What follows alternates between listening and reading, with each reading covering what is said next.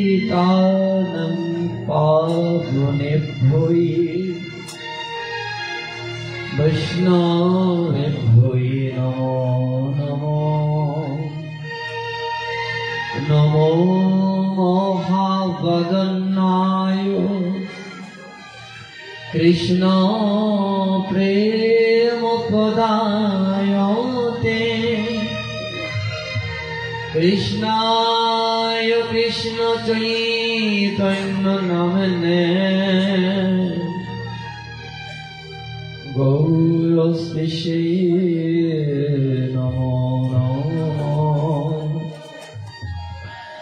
नमो ब्रह्मण्य देवाय गो ब्रह्मण्यैताय च जगन्निताय श्रीकृष्णाय गोविन्दाय नमो नमो हे कृष्ण करुणा सिन्धु दीनबन्धु जगत्पते गोपेश गोपिका कान्त राधाकान्त नमोस्तुते ततव कांचन गौरांगी राधे वृंदावनेश्वरी विश्वभानुसुते देवी नमामि हरिप्रिये ओम वृंदाय तुलसी देव्यै प्रियाय वै केशवस्य कृष्ण भक्ति पदे देवी सत्यवत्यै नमो नमो जय जय श्री गौरांग जय नित्यानंद गदाधर शिवासादि गौर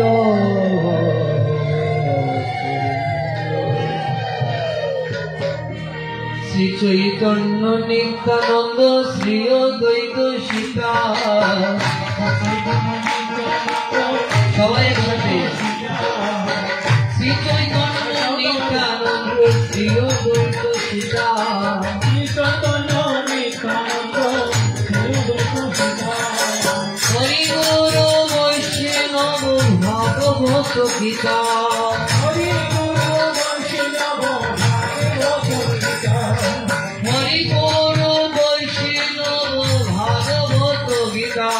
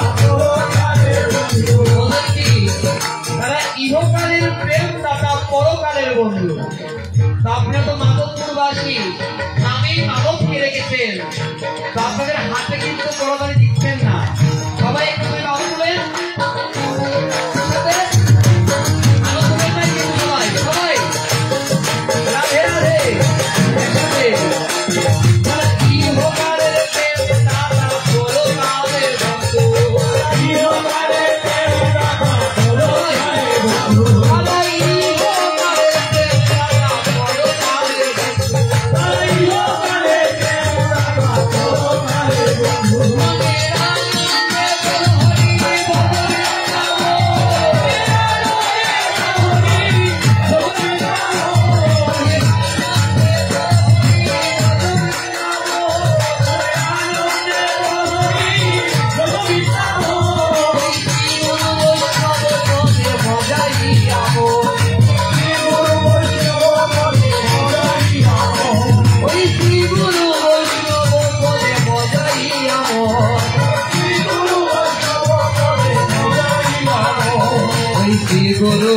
বৈষ্ণব পাদ পদ্ম করিয়া ওই নাম সংকীর্তন গায়ে নরোত্তম দাস মাইকে বাজানি তো পরম সেবা কে বাজানি তো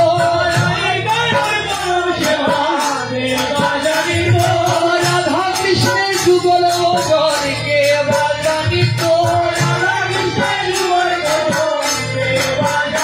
আমার সর্বশাই না জানাবে কে বাজানি তো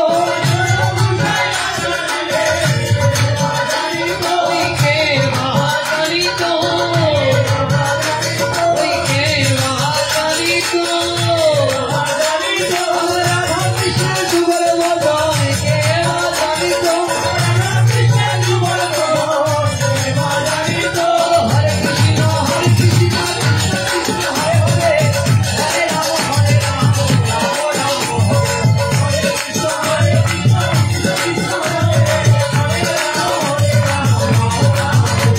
হরে কৃষ্ণ হরে কৃষ্ণ কৃষ্ণ কৃষ্ণ হরে হরে হরে রাম হরে রাম রাম রাম হরে কৃষ্ণ হরে কৃষ্ণ কৃষ্ণ কৃষ্ণ হরে হরে হরে রাম হরে রাম রাম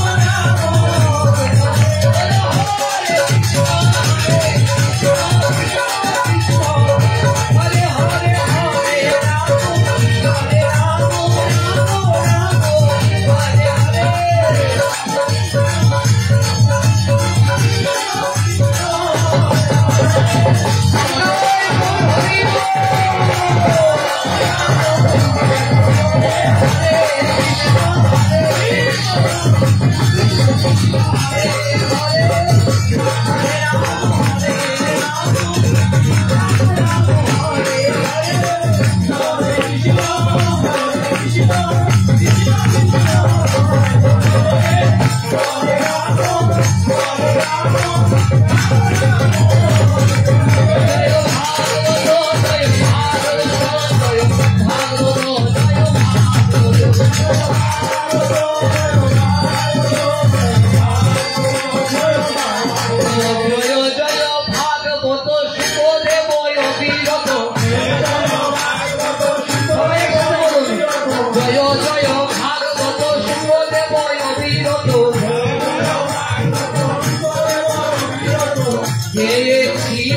গঙ্গার তীরে ও ভাই রে গেছিলেন গঙ্গার তীরে ওই নারদ হতে ব্যাস দেবে পেলেন ভাগবত কথা ওই নারদ হতে ব্যাস দেবে পেলেন ভাগবত কথা সুখের গোস্বামী তাহা করিলেন কীর্তন সুখের গোস্বামী তাহা করিলেন কীর্তন ভাই সুখের গোস্বামী তাহা করিলেন কীর্তন সুখের গোস্বামী তাহা করিলেন কীর্তন জয় জয় ভাগবত সুখদেব অবিরত জয় সুখদেব অবিরত জয় জয় ভাগবত সুখদেব অবিরত সুখদেব অবিরত গঙ্গার তীরে ওই গেছিলেন গঙ্গার তীরে পরীক্ষিত মহারাজ শুনিলেন ভাগবত গীত পরীক্ষিত মহারাজ শুনিলেন ভাগবত গীত ওই পেয়েছিলেন গোবিন্দ চরণ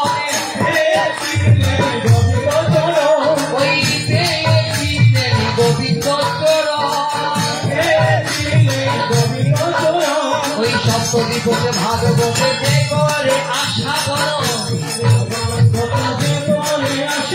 সপ্তদ্বীপকে ভাগবতে যে করে আশা করো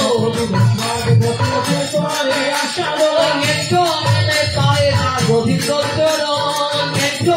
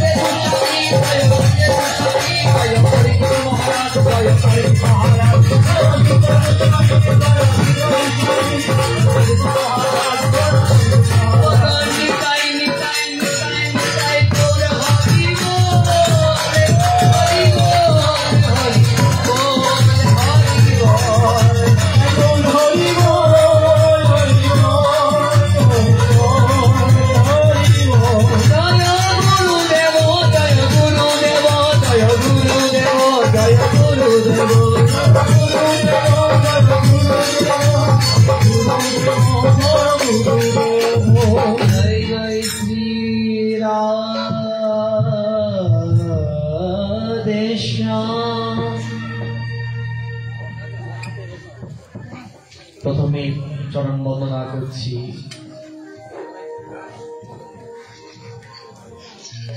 ব্যাসদেবী শ্রীচরণ কমলে,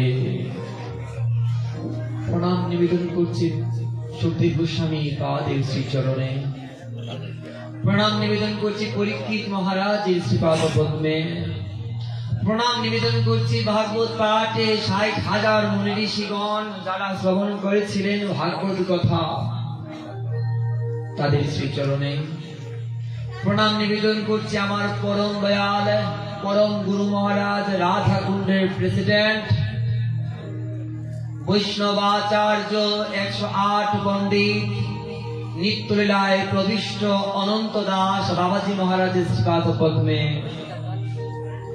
প্রণাম নিবেদন করছে আমার পরম দয়াল পতিত পাবন শ্রী গুরু মহারাজ ১০৮ পণ্ডিত শ্রীমদ বৈষ্ণব পদদাস বাবাজি মহারাজের শ্রীপাদ পদ্মে, প্রণাম নিবেদন করছি আজকে এই মাধবপুর বণিকপাড়ায় ভাগবত সংঘের সকল গৌর ভক্তবৃন্দের শ্রীচরণে, প্রণাম নিবেদন করছি এই ভাগবত পাঠে আগত সকল সাধুগুরু বৈষ্ণবের শ্রীচরণে, প্রণাম নিবেদন করছি যার শ্রী অঙ্গনে ভাগবত পাঠ হচ্ছে ভক্তপ্রবর মনীন্দ্র বণিক মহোদয়ের শ্রীচরণে, প্রণাম নিবেদন করছি যার আহ্বানে আমরা এখানে আসতে পেরেছি এই ভাগবত সঙ্গে যারা আমাদেরকে এত দূর থেকে নিয়ে এসেছেন,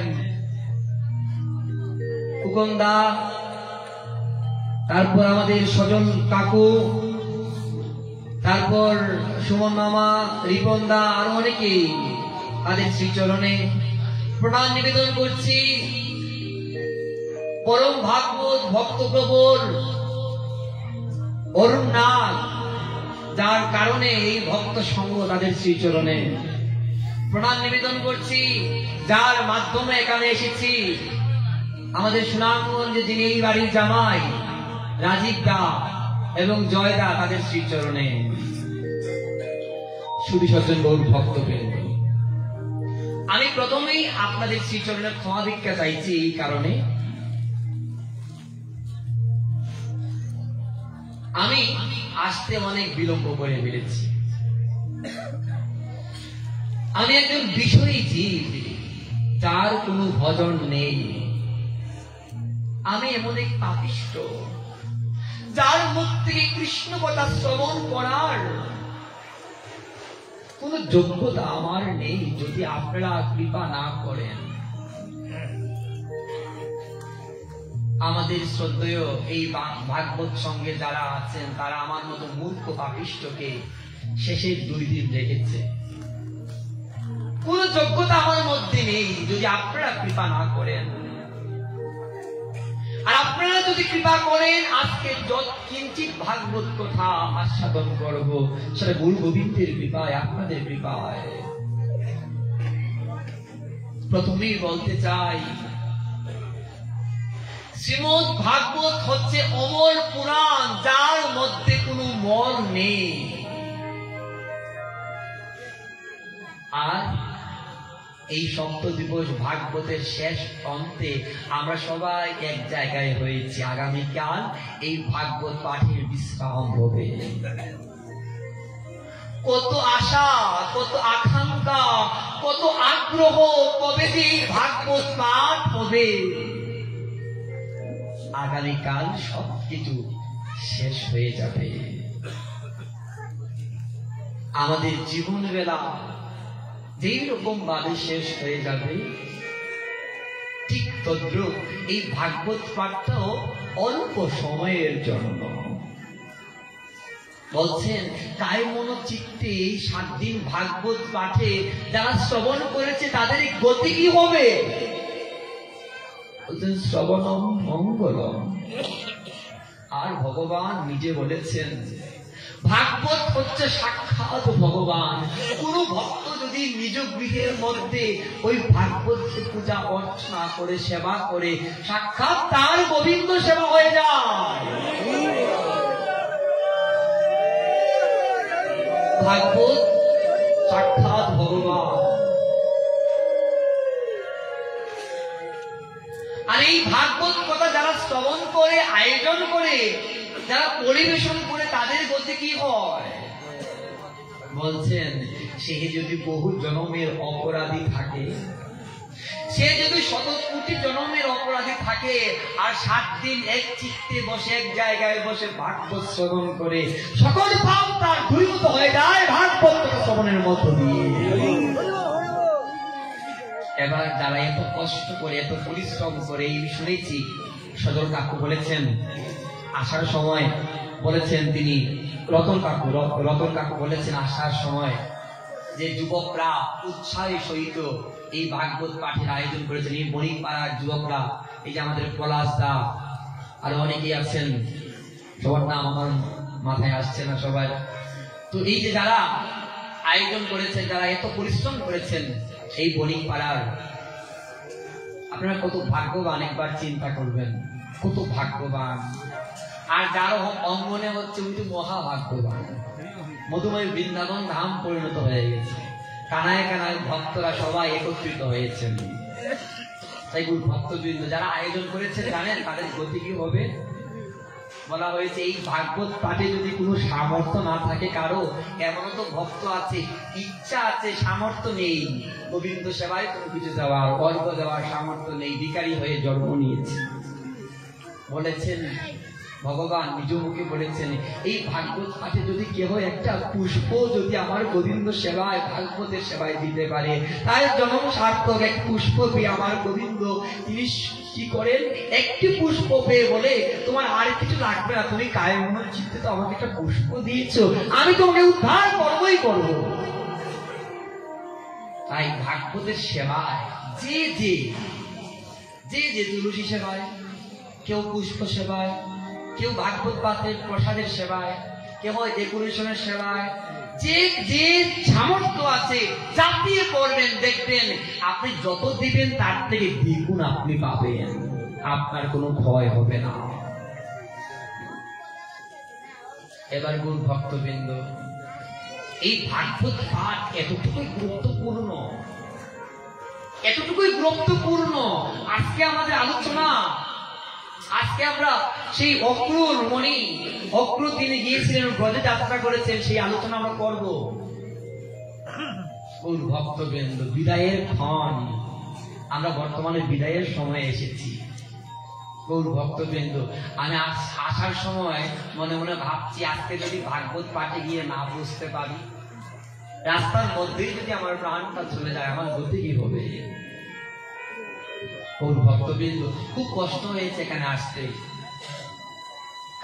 কারণ চাকরি করি, অফিস থেকে ছুটি পাওয়া অনেক কষ্টকর, অনেক কষ্ট করে 3টার সময় রওনা দিয়েছি একমাত্র আপনাদের দর্শনের জন্য, আপনাদের কৃপার জন্য। আমার মতো পাপিষ্ঠ যে আপনাদের সেবা করব, কৃষ্ণ কথা বলে আনন্দ দিব, কোনো কিছু আমার সামর্থ্য নেই। এই কথাই বলতে চাই, যখন এই বিলম্ব হচ্ছে তখনই আমার ডক্টর রাধা গোবিন্দ নাথজির কথা মনে পড়ে গেছে, যার চৈতন্য ভাগবত আপনারা যদি পড়েন বুঝতে পারবেন। সেই ডক্টর রাধা গোবিন্দ নাথজি উনি প্রতিদিন কি করতেন? উনি ভাগবত পাঠ করতেন, নিত্য গৃহে ভাগবত পাঠ করতেন, কীর্তন করতেন, গৌর কথা আস্বাদন করতেন। যারা ভক্ত জানেন তাদের ঘরেও যারা বাইরেও যারা, তাদের কোনো সুখ নেই। কেন আমার ভগবান বলেছেন আমার ভক্তকে আমি কাঙ্গাল বানিয়ে ফেলি, কাঙ্গাল কষ্ট দিতে দিতে দিতে দিতে একেবারে আগুনে পুড়তে পুড়তে মধ্যে একবার ছাই বানিয়ে ফেলে, আর তার মধ্যে যদি টিকিয়ে রাখা যায় তাহলে না কৃষ্ণচরণ পাবো। এত সহজ কৃষ্ণচরণ পাওয়া এত সহজ নয়। কোটি কোটি ভক্তের মধ্যে একজন কৃষ্ণ ভক্ত মিলে কি মিলে না তারও সন্দেহ আছে। ডক্টর রাধা গোবিন্দ নাথজি প্রতিদিন উনার কলেজে যেতে দেরি করতেন। প্রতিদিন উনার যে সহপাঠী আছে প্রতিদিন অধ্যক্ষের কাছে বিচার দিতেন। একদিন হঠাৎ করে ওই ডক্টর রাধা গোবিন্দ নাথজিকে বিপদে ফেলানোর জন্য সেই উনার সহপাঠীরা কি করলেন, উনার অধ্যক্ষের কাছে গিয়ে বিচার দিলেন, দেখেন আমরা প্রতিদিন ঠিক টাইম মতো এই কলেজে আসি, কিন্তু ডক্টর রাধা গোবিন্দ নাথজি উনি প্রতিদিন বিলম্ব করে আসে, আজকে যদি আপনি বিচার না করেন তাহলে কিন্তু আর হবে না। অধ্যক্ষ মনে মনে ভাবছেন তাহলে বিচার করি। আগের দিন জানিয়ে দিলেন ডক্টর রাধা গোবিন্দ নাথজিকে, তুমি শোনো আজকে তোমার শেষ দিন, আগামী কাল থেকে যদি তুমি ভাগবত পাঠ তুমি তাড়াতাড়ি করে না আসো, সেবা না দিয়ে তাড়াতাড়ি আসো, তোমার চাকরি কিন্তু আর থাকবে না। তোমাকে আমি বলে দিলাম, শেষ সুযোগ দিলাম। ডক্টর রাধা গোবিন্দ নাথজি করজোরে প্রার্থনা করছে, আর ভুল হবে না, আর ভুল হবে না। আপনারা যে আমাকে এইটুকু সময় দিয়েছেন ভজন করার জন্য, এই জগতে তো গোবিন্দ ছাড়া আমার তো আর কেহ নেই, এই জগতে তো গোবিন্দ ছাড়া আমার কেহ নেই। তাই আমার গোবিন্দ সেবা পূজা অর্চনা করতে যে কখন যে সময় চলে যায় আমি নিজেও জানি না। তখন কি হলো, উনি রাতে বাড়িতে গিয়ে কাজকর্ম শেষ করে রেখেছেন, সকালবেলা গোবিন্দ সেবা পূজা অর্চনা করছেন, ভাগবত পাঠ করছেন, তব কথা অমৃতম তপ্ত জীবনম। শ্রীমদ ভাগবত এমনই মহিমা, আমরা সত্যিকার অর্থে কি জানেন, আমরা সত্যিকার অর্থে ভাগবতের আদর্শ জীবনে এখনো পর্যন্ত গ্রহণ করতে পারি নাই, তাই আমাদের এত কষ্ট। আমরা ভাগবত পাঠে কিসের জন্য যাই? শ্রবণের জন্য। কিন্তু শ্রবণ অনেকের অনেক প্রকার। অনেকেই আছেন ভাগবত পাঠে এসে এই মনটাকে ভাগবতের চরণে সমর্পিত করতে পারেন না। অনেকেই আছেন ভাগবত পাঠে বসেছেন বটে, কিন্তু মনটা রয়েছে বাড়িতে। অনেকেই আছেন ভাগবত পাঠ শ্রবণ করছেন বটে, হাতে মোবাইলটা টিপছেন। অনেকেই আছেন ভাগবত পাঠ শ্রবণ করছেন বটে, মুখে পানটা চিপেছেন। অনেকেই আছেন ভাগবত পাঠ শ্রবণ করছেন বটে, মনে মনে ভাবছেন যে এই সঙ্গের ভাগবত পাঠটা সুন্দর হয়েছে, যাবার সময় যদি একটা ভুল না করতে পারি তাহলে তো আমার ভাগবত পাঠ সুন্দর হবে না। যাবার সময় বলে যাবো যে খিচুড়ির মধ্যে লবণটা হয় নাই বাবা। এইরকম বিরূপ ধারণা নিয়ে আমরা ভাগবত পাঠ শ্রবণ করি। আবার দেখেন বলছেন ভাগবত পাঠের মধ্যে যারা কথা বলে তাদের গতি কি হয়? বলছেন তাদের গতি কি হয়? ভাগবত মানে কি? ভগবানের সমস্ত অঙ্গ, দ্বাদশ স্কন্ধ, প্রথম স্কন্ধ থেকে দ্বাদশ স্কন্ধ পর্যন্ত ভগবানের সম্পূর্ণ অঙ্গ। এবার মনে করেন ভাগবত কথা কীর্তন হচ্ছে, কথা পাঠ হচ্ছে, পাঠ করলে কি হয়? ভগবান নিজে এখানে আসেন। আর সেই সময় যদি কেউ ভাগবত কথার মধ্যে আঘাত করে কথা বলে, আমার গোবিন্দ বলে, জানো আমার কি হয়? আমার দেহটা আমার ভক্তরা কেটে ফেলে, আমার দেহ থেকে রক্ত চলে। চিন্তা করেন আমরা কত অপরাধ করি যদি ভাগবত পাঠে কথা বলা হয়। কেন সাক্ষাৎ ভগবানকে কাঁপা হয় যদি বাক্যের দ্বারা কথা বলা হয়। এই সাবধান বলছেন, সাধু সাবধান, অন্য কাউকে সাবধান করেন নাই, সাধু সাবধান। যেভাবে এই ভাগবত পাঠ যজ্ঞকে আয়োজন করা হয়েছে, এইভাবে আমাদের সবার মনের মধ্যে একটা বিশেষ প্রার্থনা থাকতে হবে, আমি যেন কোনো অপরাধ না করি। ডক্টর রাধা গোবিন্দ নাথজি কায়মন চিত্তে ভাগবত পাঠ শ্রবণ করছেন।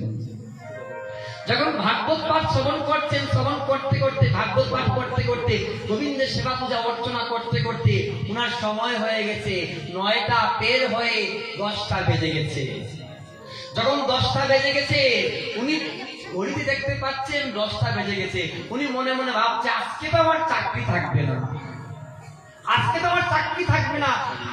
গতকাল যে প্রিন্সিপাল যিনি উনি বলেছিলেন তাড়াতাড়ি যাওয়ার জন্য, তিনি কাটতে কাটতে গোবিন্দ সেবা পূজা অর্চনা করতে করতে তিনি চলে গেলেন কলেজে। এদিকে ওনার সহপাঠীরা বলছে, দেখুন আপনি গতকাল বলে গিয়েছেন, কিন্তু আজকেও উনি বিলম্ব করেছে।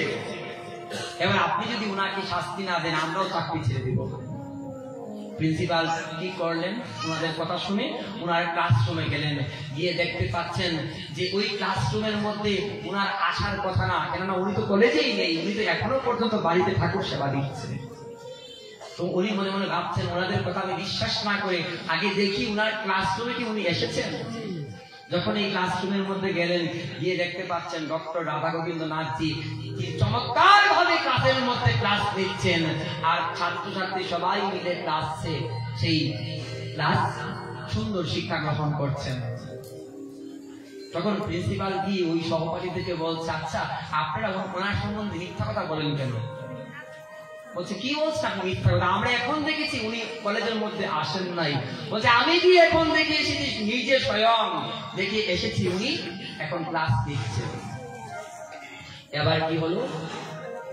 এবার আরো কিছুক্ষণ পরে ডক্টর রাধা গোবিন্দ নাথজি যখন কলেজে প্রবেশ করলেন, কলেজে প্রবেশ করে গিয়ে কি করছেন, ওই কলেজের ভিতরে গিয়ে প্রথমে গিয়ে প্রিন্সিপালের কাছে গিয়ে পায়ে ধরে ক্ষমা ভিক্ষা চাইছে যে আমার মতো অপরাধী পৃথিবীতে কেউ নেই। আপনি আমাকে বলেছেন গতকাল তাড়াতাড়ি আসার জন্য, কিন্তু আমি গোবিন্দ সেবা পূজা অর্চনা করতে করতে কখন যে সময় চলে যায় আমি নিজেও বলতে পারি না। আপনি আমাকে ক্ষমা করে দিন, আর কখন আমি দেরি করবো না। কলেজের প্রিন্সিপাল বলছে, কি বলছেন আপনি? আপনি কি বলছেন? কিছুক্ষণ পূর্বে আমি নিজে গিয়ে দেখে এসেছি আপনি ক্লাসের মধ্যে ক্লাস দিচ্ছেন, কত চমৎকার ক্লাস দিচ্ছেন। আমি আপনাকে সন্দেহ করেছি, কিন্তু আমার সন্দেহ ভেঙে গেছে। তখন ডক্টর রাধা গোবিন্দ নাথজি বলছে, আমি তো আসি নাই, তাহলে ক্লাসটি কে নিয়েছে? তখন উনি চলে গেলেন প্রিন্সিপালকে নিয়ে ক্লাসের মধ্যে। প্রিন্সিপাল জিজ্ঞাসা করতে, তোমাকে স্যার কিছুক্ষণ পূর্বে ক্লাস করিয়েছে না? বলছে, হ্যাঁ, আজকে স্যার যেভাবে চমৎকার ভাবে ক্লাস করিয়েছে এইভাবে আর কেউ ক্লাস করায়নি। ডক্টর রাধা গোবিন্দ নাথজি বলছে, গোবিন্দ, যুগী যুগী ঋষিরা মনিরা কখনো তোমাকে দর্শন পায় না, তপস্যা করতে করতে পাগল। আর প্রভু আমার মতো কাঙ্গালকে কৃপা করার জন্য, আমার চাকরিটাকে তুমি ধরে রাখার জন্য তুমি প্রভু নিজ গুণে এসে তুমি আজকে ক্লাসটি করে নিলে প্রভু। হে প্রভু, তোমার এত কৃপা, তোমার এত দয়া। হে প্রভু, আমি তো অপরাধী, আমি তো তোমার সেবার যোগ্য নয়। ডক্টর রাধা গোবিন্দ নাথজি বুঝতে পারলেন আর চাকরি যেন থাকে, তাই গোবিন্দ নিজ গুণে এসে ওই কাজটি করে নিয়েছেন। তাই কোন ভক্তবৃন্দ, ভগবান আমাদের সকলের কর্ম করেন, আমরা দেখতে পারি না। আর যদি আমাদের শুদ্ধ ভক্তি থাকে, আমাদের শুদ্ধ প্রেম থাকে, তাহলেই দেখবেন আমরা ভগবানকে দর্শন করতে পারব। শুধু ভক্তবৃন্দ, এই যে ভাগবত পাঠ, আচ্ছা ভাগবত পাঠ শুরু হওয়ার পূর্বে বলেন তো এই বেশ আসনের সবার আগে কে আসে? এই যে প্যান্ডেলের মধ্যে সবার প্রথম কে আসে? আমাদের পরম গুরু মহারাজ রাধাকুণ্ডের প্রেসিডেন্ট, যিনি বৈষ্ণবাচার্য, যার অসংখ্য গ্রন্থ। পণ্ডিত অনন্ত দাস বাবাজি মহারাজ বিকালে বেলা ভাগবত পাঠের পূর্বে উনি বসে আছেন। ওনার এক শিষ্য গেলেন, ওই শিষ্যকে প্রশ্ন করলেন, বাবা ভাগবত পাঠ তো আরো কিছুক্ষণ পরে হবে, আচ্ছা ভাগবত পাঠের পূর্বে বলে তো ভাগবত পাঠের বেশ আসনে কিংবা আশেপাশে এই প্যান্ডেলের মধ্যে কে আসে সবার আগে? বলছে, বাবা ভাগবত পাঠের পূর্বে তো কেউ আসে না, যখন ভাগবত পাঠ শুরু হয় তখন না ভক্তরা আসে। বাবা ভাগবত পাঠের শুরুতে ওই প্যান্ডেল যারা কাজ করে তারাই আসে, কিংবা যারা সাউন্ডের কাজ করে তারাই আসে, আর তো কেউ আসে না। আমাদের পরম দয়াল পতি পাবন পরম গুরু মহারাজ বলছেন, না আরো একটু ভালোভাবে তুমি ভাবো। ভাবছেন চিন্তা করছেন, কিন্তু বুঝতে পারছেন না ভাগবত পাঠের পূর্বে কে আসে। দেখেন এই যে আপনারাও বসে আছেন এখানে, এটা হচ্ছে কি জানেন, এই নৈমিষার অন্ন তীর্থ মহাতীর্থ মহাদাম। এই ভাগবত পাঠে ৬০,০০০ মুনি ঋষিগণ এসেছিলেন, এবং দেবগণ স্বয়ং দেবী পার্বতী মহাদেব তারাও পর্যন্ত এসেছেন। সুখদেব গোস্বামীর মুখ থেকে ভাগবত কথামৃত শ্রবণ করতে। এটা কোন সাধারণ আসন নয়। এই যে মঙ্গলগড় স্থাপন করা হয়েছে, সপ্তদ্বীপের সংকল্প করা হয়েছে, এটা কোন সাধারণ যজ্ঞ নয়। এগুলো ভক্তবৃন্দ, আমাদের পরম গুরু মহারাজ বলছেন, দেখো ভাগবত পাঠের পূর্বে, ডেকোরেশন আসার পূর্বে, প্যান্ডেলে যারা আসে তারা আসার পূর্বে, ভক্তগণ আসার পূর্বে জানো কে আসে? আমার প্রাণ গোবিন্দ ভগবান আসেন। ভগবান এসে দুই বাহু দিয়ে দ্বিভুজ রূপে দাঁড়িয়ে থাকে। কখন ভক্তগণ আসবে, ভগবান আমাদেরকে সম্মান প্রদর্শন করে, ভগবান নিজে এসে উপস্থিত হয়ে বলে, তোমরা আসো, এসে আমার হরিকথা শ্রবণ করো। তাই শুরুতেই ভগবান আগেই চলে আসেনি ভাগবত পাঠে আসনে। তাই কোন ভক্তবৃন্দ, শ্রীমদ ভাগবতে সুখদেব গোস্বামী বলছেন, অক্রুর চপি চৌতাম রাত্রিম মধুভজ্জাত মহামতি বিশ্রামেরত মার্জয়িত প্রবজ্জতে নো বকুল নন্দন গচ্ছমপদি মহাভাগ্য ভগবত কল্পে ভক্তিমে পরমাগত এবং চেত শীতয়ম কিম মায়া চরিতম ভদ্রময় কিম দপ্তম পরমম তপ প্রেতম দন্তম যদে কেশবম। সুখদেব গোস্বামী বলছেন, মহাতি অক্রূর সেই রাত্রি মহাপুরীতে কাটিয়ে সকাল হতেই রথে আরোহণ করেন, নন্দ মহারাজের বকুলের উদ্দেশ্যে যাত্রা করলেন। পরম সৌভাগ্যশালী অক্রূর সেই ভক্তির উগ্রকে আপ্লুত হয়ে এইরকম চিন্তা করতে লাগলেন, আমি এমন শুভ কর্ম করছি, এমন ভাগ্য আমার যে আমি গোবিন্দকে আনার জন্য ব্রজধামে যাত্রা করছি। মহারাজ কংস অক্রূরকে পাঠাচ্ছেন কৃষ্ণকে বধ করার জন্য, যজ্ঞের আয়োজন করছেন। কাকে মারার জন্য? স্বয়ং কৃষ্ণকে মারার জন্য। অক্রূরকে পাঠিয়েছেন কোথায়? শ্রীরাম বৃন্দাবনে। যখন অক্রূর বৃন্দাবনে যাওয়ার কথা শুনলেন, অক্রূর মনে মনে ভাবছেন, এত আমার মহা সৌভাগ্য, এত আমার মহা সৌভাগ্য, আমি গোবিন্দকে নিয়ে আসবো মথুরায়। শ্রীরাম বৃন্দাবন ধাম থেকে মথুরায় নিয়ে আসবো গোবিন্দকে। এই সৌভাগ্য কয়জনার হয়? এই সৌভাগ্য সবার হয় না। সাথে আসবেন কৃষ্ণ, আসবেন বলরাম। আমরা এর পূর্বে যাচ্ছি, এর পূর্বে ভ্রমর গীত, উদ্ধব গীতে রাধারানীর বিলাপে বলা হয়েছে, রাধারানী আকুল প্রাণে কাঁদছেন, কৃষ্ণ তুমি নাকি চলে যাবে, কৃষ্ণ তুমি নাকি চলে যাবে। গৌর ভক্তবিন্দু, শ্রীরাম বৃন্দাবনে আমরা যদি যেতে চাই, যাওয়ার পূর্বে মনটাকে স্থির করতে হবে এক জায়গায়। বলে না, আমি বৃন্দাবনের পথে পথে গাইব রাধার নাম, ঘুচে যাবে মনের জ্বালা। এই বৃন্দাবনে যদি একবার যাওয়া যায়, তাই আমরাও কিন্তু আজকে বৃন্দাবনে যাত্রা করছি। শুধু অক্রূর নয়, আজকে এই মাধবপুরের গৌর ভক্তবৃন্দরা, ভাগবত পাঠের ভক্তবৃন্দরা সবাই মিলে বৃন্দাবন ধামে যাত্রা করব। কিভাবে? রাধে রাধে বলে। আসলে আমরা সবাই মিলে বৃন্দাবনে যাই।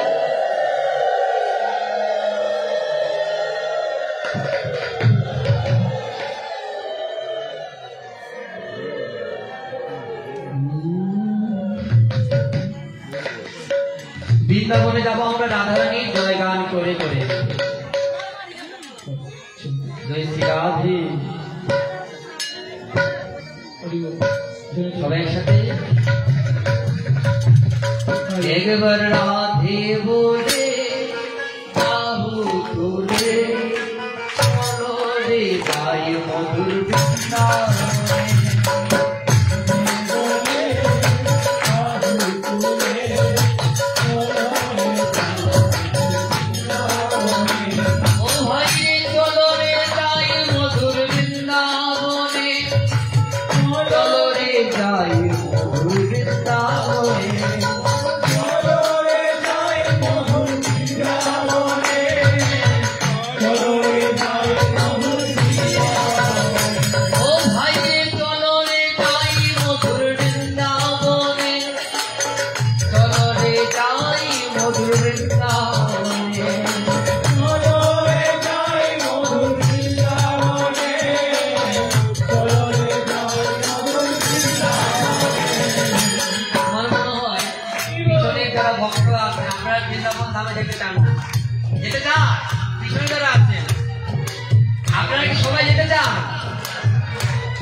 যদি সবাই যেতে চান একবার বলুন, হাত তুলে রাধে রাধে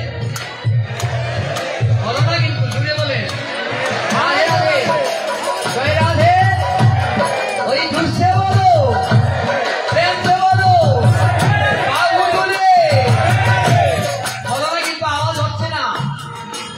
দেখলেন দ্রৌপদী এক হাতে কাপড় করছেন, এক হাতে গোবিন্দকে ডাকছেন। গোবিন্দ বলছেন আমি তোমাকে কৃপা করবো না, যখন তুমি কায়ে মনোচিত্তে তুই বাহু তুলে আমাকে ডাকবে, আমি তোমাকে উদ্ধার করবো। আমরা সবাই মিলে একবার বাহু তুলি, বলবো রাধে রাধে রাধে রাধে, আরো জুড়ে রাধে রাধে রাধে রাধে রাধে, তুই ঘুরতে বলো রাধে রাধে রাধে, বলো রাধে রাধে রাধে রাধে গোবিন্দ, রাধে গোবিন্দ,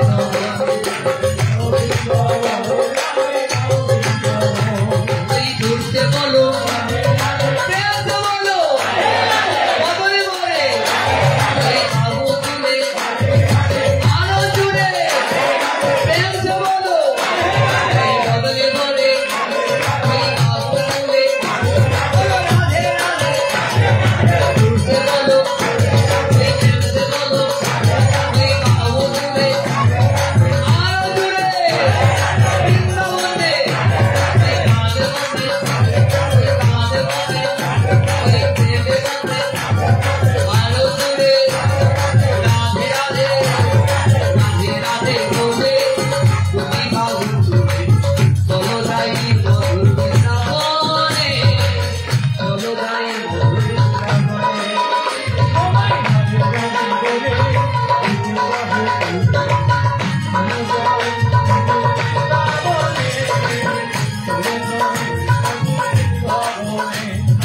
এবার আমরা বৃন্দাবনে চলে আসলাম, কার সাথে আসলাম? অক্রুর নিয়ে এসেছেন আমাদেরকে কোথায়? শ্রীরাম বৃন্দাবনে। ঠাকুর মহাশয় বলছেন কি, প্রেমের কল্প তরু প্রেম ভক্তির মহারাজ, যার আবির্ভাব স্থান আমাদের এই বাংলাদেশের রাজশাহী জেলার রাজশাহী বিভাগের কেতুরিতে। ঠাকুর মহাশয় চমৎকার ভাবে বলেছেন, হরি বলবো আর মদন মোহন, হরি বলবো,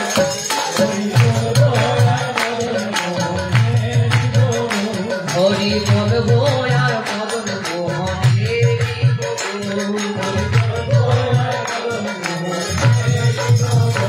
আমি এই রূপেতে ব্রজের পথে চলিব গো, আমি এই রূপেতে ব্রজের পথে চলিব গো, ও হরি বলবো, ও হরি বলবো হরি বলবো, হরি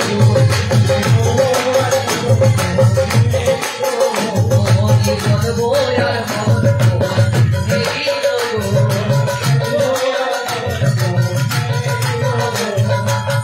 যাবো ব্রজেন্দ্র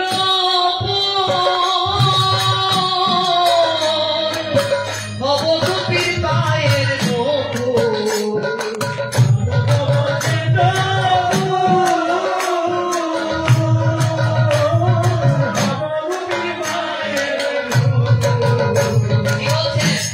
আমরা কোথায় যাবো? ব্রজেন্দ্রপুর। আর ব্রজেন্দ্রপুরে কে থাকে? ব্রজেন্দ্র নন্দন গোবিন্দ, ব্রজের কৃষ্ণ। সেই ব্রজের কৃষ্ণকে দেখার জন্য আমরা সবাই যাচ্ছি, মনে মনে স্মরণ করছেন, করেন আপনিও বৃন্দাবন যাচ্ছেন, মধুময় বৃন্দাবনে। আর আমরা সবাই সেই গোপীদের নপুর, সেই ভাবনা যেন আমাদের মধ্যে থাকে।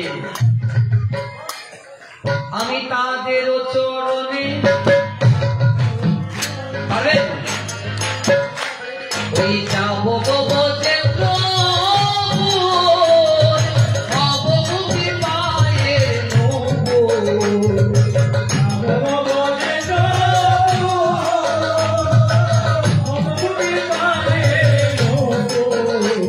আমি দুপুর হয়ে নদী বাজিব গো আমি নকুল হয়ে রুনু ঝুনু বাজিব গো ও হরি বল গো আর মদন গো হেরি বল গো হরি বল গো আর মদন গো হেরি বল গো বিপিন বিনোদ কেলা সঙ্গে তেরা খালের মেলা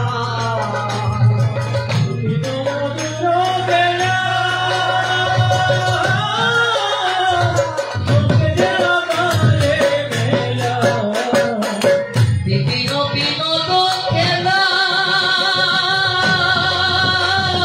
সঙ্গে তেরা খালের মেলা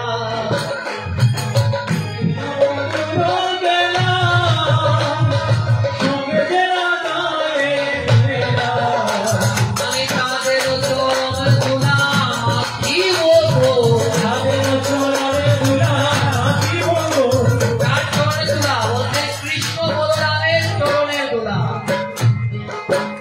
আমি তাদের চরণে ধুলা মাখিব গো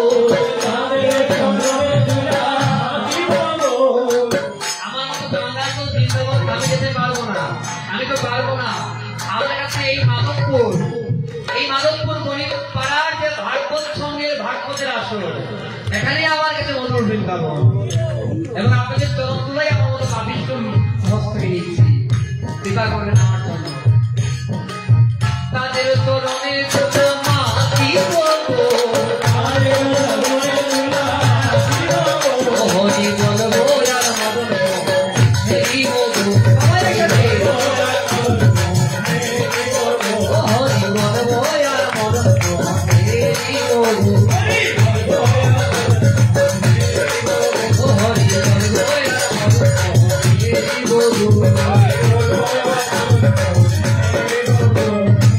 ব্রজবাসী তোমরা সবে কি বলছেন ব্রজবাসী তোমরা সবে আমার আশা অভিলাষ পূরণ করো ব্রজবাসী তোমরা সবে এই অভিলাষ পূরাও রে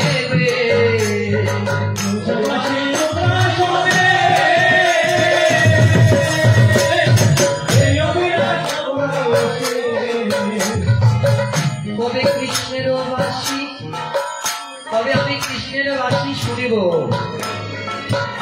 আমি আর কবে কৃষ্ণের বাসী শুনিব আমি আর কবে কৃষ্ণের বাসী শুনিব এখনো পর্যন্ত অনেক ভক্তরা আছে ঘরে গেলে কৃষ্ণের বাসী শুনতে পারেন বৃন্দাবনে মায়েরা বৃন্দাবনে বাবাজিগণ এখনো পর্যন্ত দেয়ালের কানে কান পেতে বসে থাকেন কখন কৃষ্ণের বাসী শুনবেন আমি আর কবে কৃষ্ণের বাসী শুনিব হরি বল গো আর মদন গো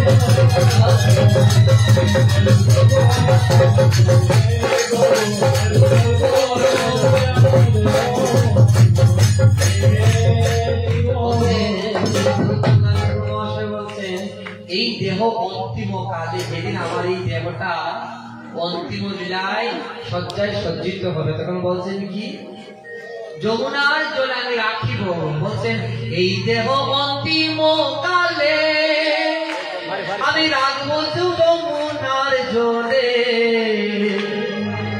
দেহ অন্তিম কালে রাখিব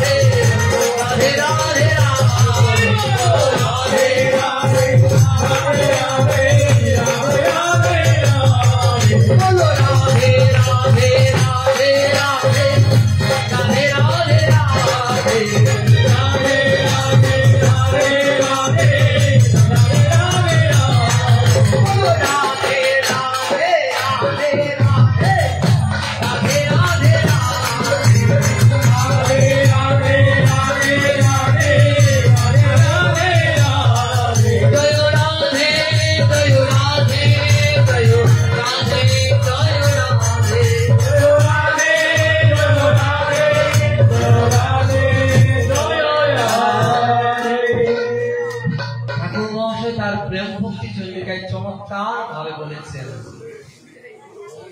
বলছে আমি যে বৃন্দাবনে যাব, আমি যে ব্রজে যাব, ব্রজে যেতে গেলে আমার কি ভাব নিতে হবে। আমরা যারা ব্রজের আনুগত্য ভজন করি তাদের ভজন পদ্ধতিটাই কিন্তু একটু ব্যতিক্রম। কেননা ব্রজের আরাধ্য বস্তু হচ্ছে মঞ্জুরি সাধন, মঞ্জুরি ভক্তি, যে ভক্তি সবার মধ্যে নেই। আমরা গুরুর কাছ থেকে দীক্ষা নেই, আমরা গুরুদেবকে জিজ্ঞাসা করি, গুরুদেব আমার স্বরূপ কি? গুরুদেব আমি কি মঞ্জুরি তত্ত্ব পাবো? আমি কি মঞ্জুরি সেবার অধিকারী?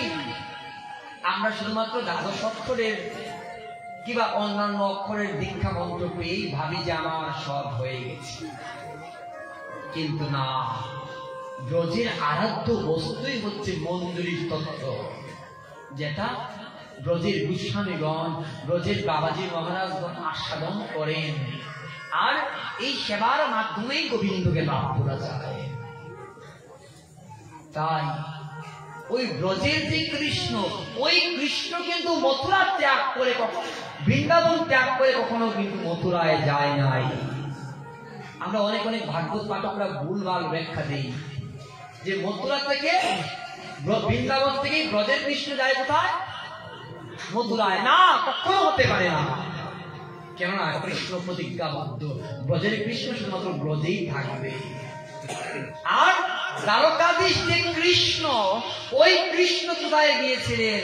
ওই কৃষ্ণ গিয়েছিলেন কোথায়? মথুরায়। যিনি ঐশ্বর্য মণ্ডিত যে কৃষ্ণ, ওই কৃষ্ণ গিয়েছিলেন ব্রজধাম ত্যাগ করে কোথায়?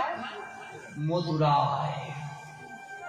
আমরা দেখতে পাই যখন ভগবান আবির্ভূত হয়েছিলেন, আবির্ভূত হয়েছিলেন কোথায়? দৈবকীর গর্ভে। দৈবকীর গর্ভে আবির্ভূত হয়েছেন ভগবান। সেই ভগবান আবির্ভূত হয়েছেন কি রূপে জানেন? বিষ্ণু রূপে, চতুর্বাহু নিয়ে আবির্ভূত হয়েছেন। এবার দেখেন কথা আছে, শ্রীমদ্ ভাগবতে বলা হয়েছে যখন যমুনায় বসুদেব মাথার মধ্যে কৃষ্ণকে নিয়ে যাচ্ছিলেন, তখন ওনার হাত থেকে টুকরি পড়ে গিয়েছিল যমুনায়। যখন যমুনায় পড়ে গিয়েছিল, ওই যমুনার মধ্যে আমার প্রাণ গোবিন্দ ব্রজের কৃষ্ণ ছিলেন।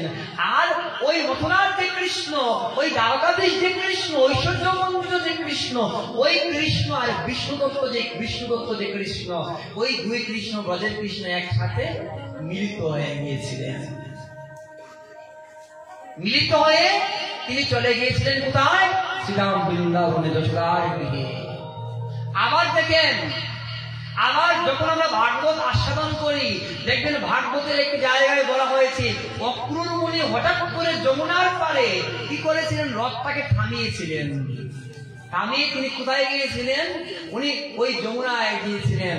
আর ওই যমুনায় যখন গিয়েছিলেন, তখনই কিন্তু আমার ব্রজের কৃষ্ণ ওই যমুনায় থেকে গিয়েছিলেন। উনি এক পাও গিয়েছেন না মথুরা। তাহলে মথুরায় যে কৃষ্ণ গিয়েছে, ওই কৃষ্ণকে দেখেন। ভগবান তো ভক্তবাঞ্ছা কল্পতরু, ভক্তের কথা ভগবান ডাকতে হয়। ওই যে শ্রীরাম অভিশাপ দিয়েছিলেন রাধারানীকে, তুমি 100 বছর কৃষ্ণ হারা হবে। ভগবান কি করছেন? ওই ভক্তের কথা রক্ষা করছেন। আমার ভগবান রাধারানীকে ত্যাগ করে এক পাও তিনি বৃন্দাবনের বাইরে হয় নাই। গৌর ভক্তবৃন্দ যেদিন অক্রূর এসেছিলেন, যেদিন অক্রূর এসেছিলেন মথুরায়, অক্রূরের মনের ভাবটা দেখেন কত চমৎকার। অক্রূর কিন্তু নিজেও জানতেন না কংস পাঠিয়েছেন কৃষ্ণকে বধ করার জন্য, নেওয়ার জন্য পাঠিয়েছেন। অক্রূর মনে মনে ভাবছে আজকে তো মথুরাবাসী ভাগ্যবান, কেননা ব্রজ ছেড়ে গোবিন্দ যাবেন বৃন্দাবনে। এমন ভাগ্য কি সবার হোক? এমন ভাগ্য তো সবার হয় না।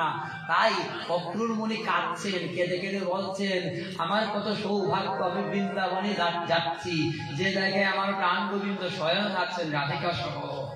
এমন ভাগ্য তো সবার হয় না। এই যে পুরো বৃন্দাবন, শ্রীরাম বৃন্দাবন, এই বৃন্দাবনের ভক্তরাই অন্য রকমের। বৃন্দাবনের রাধাকুণ্ডের ভক্তরাই অন্য রকমের, কেন জানেন?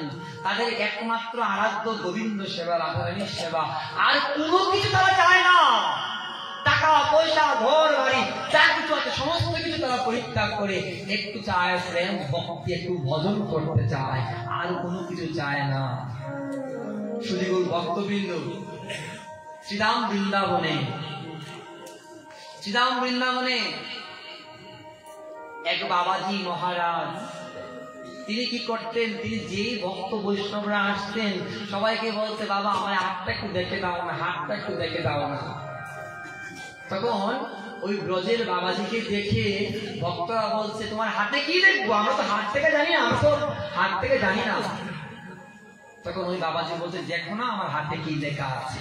আমরা সাধারণত গুরুদেব আসলে গুরুদেবের কাছে দেখি, অনেকেই দেখবেন হাত দেখা, যে বাবা আমার ছেলেটা কি চাকরি পাবে, বাবা আমার মেয়েটা কি একটু ভালো জায়গায় প্রতিষ্ঠিত হতে পারবে। মনে রাখবেন, গুরুদেব কিন্তু সাধারণ কেউ নয়। গুরুদেব হচ্ছেন সাক্ষাৎ ভগবানের স্বরূপ। এই যে আমাদের পরম ভাগবত অরুণনাথ মহোদয়, উনার শ্রী গুরুদেব মিশ্র পরিবারের চতুর্দশতম বংশধর রাধা বিনোদ মিশ্র প্রভু। কি বলবো উনার কথা। সত্যি আমরা কখনো ভাবি নাই উনার শেষ দিনে থাকতে পারবো, কখনো আমরা ভাবি নাই উনার শেষ দিনে আমরা থাকতে পারবো। আমাদের খুব ইচ্ছা ছিল, আজকে এখানে বলছি এই কারণেই আমার খুব ভালো লেগেছে আপনাদের এখানে মহাপ্রভুর পঞ্চতত্ত্বের চিত্রপট দেখে। আমরা তো সবাই গৌর মন্ডলের লোক, আমরা গৌর কথাটাই বেশি ভালোবাসি। গৌর আমাদের আশা, আমাদের মূল, সবকিছুর মূলে কিন্তু আমাদের গৌর ভক্তবৃন্দ। এই মিশ্র পরিবারের চতুর্দশতম বংশধর রাধা বিনোদ মিশ্র প্রভু এত কষ্ট করেছেন জীবনে, উনার মতো কষ্ট পৃথিবীতে কেউ করে না। উনার উপর এত কি অত্যাচার হয়েছে। 2010 সালে আমাদের সুনামগঞ্জ গিয়েছিলেন, ওনার মাথার মধ্যে চুল নেই, কমে গেছে চুল। উনি বক্তব্যের মধ্যে বলেছেন, দেখো আমি এত যন্ত্রণা ভোগ করছি, আমার পারব্য, আমার মহাপ্রভু, আমার মানুষের যন্ত্রণায় আমার মাথার চুলটা পড়ে যাচ্ছে না, আমার মহাপ্রভু একটি একটি করে আমার চুল টেনে নিচ্ছেন। রাধা বিনোদ মিশ্র প্রভু এত কষ্ট করে এই ঢাকা দক্ষিণবার টিকিয়ে রেখেছেন। ওনাকে অত্যাচার করা হয়েছে, ওনাকে মারা পর্যন্ত হয়েছে, তারপরে বলছেন আমি সবকিছু ত্যাগ করতে পারবো, এই ঢাকা দক্ষিণ আমি ত্যাগ করতে পারবো না। দেখেন, আমরা যখন 5 সেপ্টেম্বর ঢাকা দক্ষিণে, আমরা এর পূর্বে যে একাদশী ছিল গিয়েছিলাম, সারা রাত জাগরণ করেছিলাম ওই ঢাকা দক্ষিণে। ওই রাধা বিনোদ মিশ্র প্রভু বলছে, দেখো বাবা তোমরা যেহেতু মন্দির মার্জন করতে চাও, তোমরা 5 সেপ্টেম্বর শনিবার আসবে। আমরা বলছি, বাবা আমরা তো যুবক, আমাদের সংগঠনের সবাই যুবক, আমরা সবাই চাকরি করি, পড়ালেখা করি, এর পাশাপাশি ধর্ম পালন করি, আমাদের জন্য শুক্রবার হলে ভালো। উনি বলছে, না বাবা তোমাদের কাছে আমার একটাই নিবেদন, তোমরা শনিবারে আসবে। তো যেহেতু উনি বলছেন আমাদের যেতেই হবে, আমরা গিয়েছিলাম ঢাকা দক্ষিণে। আমরা যখন গিয়েছি ঢাকা দক্ষিণে, আমরা জানতাম না ওনার ওই দিনই শেষ দিন ছিল, আর শেষ কৃত্য করার জন্য উনি আমাদেরকে ডেকেছেন। আমরা যখন ঢাকা দক্ষিণে যাচ্ছি, হঠাৎ করে দেখতে পাচ্ছি আকাশ থেকে বিশাল এক ঝড় তুফান বৃষ্টি আসছে।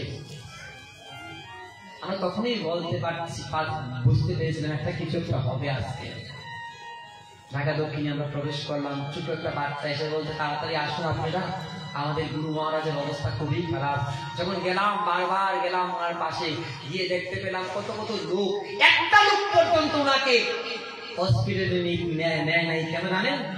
ওই যে মন্দির দখল করবে, উনি যদি চলে যান তাহলে মন্দির সম্পত্তি পেয়ে যাবে। বারবার আমাদেরকে বলছিলাম, হাত জোর করে, আমরা 40টি ছেলে ছিলাম, আমাদের সঙ্গে 40টি ছেলে আমরা গিয়েছিলাম বিভিন্ন জায়গা থেকে, বলছিলাম আপনারা কৃপা করে একটা অ্যাম্বুলেন্সের ব্যবস্থা করুন। বলছে না আমরা পারবো না। বলছে আস্তে আস্তে করে 1 ঘন্টা চলে যাচ্ছে, কিন্তু ওনার যে প্রাণ চলে যাচ্ছে। আমরা ঝগড়া করে, আমাদের সঙ্গে ছিল লেগুনা, ওই লেগুনায় করে ওনাকে নিয়ে গিয়েছিলাম। কোথায়? আমরা নিয়ে গিয়েছিলাম হসপিটালে। ডাক্তার বলছে উনি নেই। আমরা ওনাকে আবার নিয়ে চলে আসলাম ঢাকা দক্ষিণে, এনে সুন্দর করে ওনাকে সাজিয়ে এখানে আমরা কীর্তন করেছিলাম, হরিনাম সংকীর্তন। আমাদের মতো পাপিষ্ঠ যে ওনাকে স্পর্শ করতে পেরেছি, এটাই আমাদের সৌভাগ্য।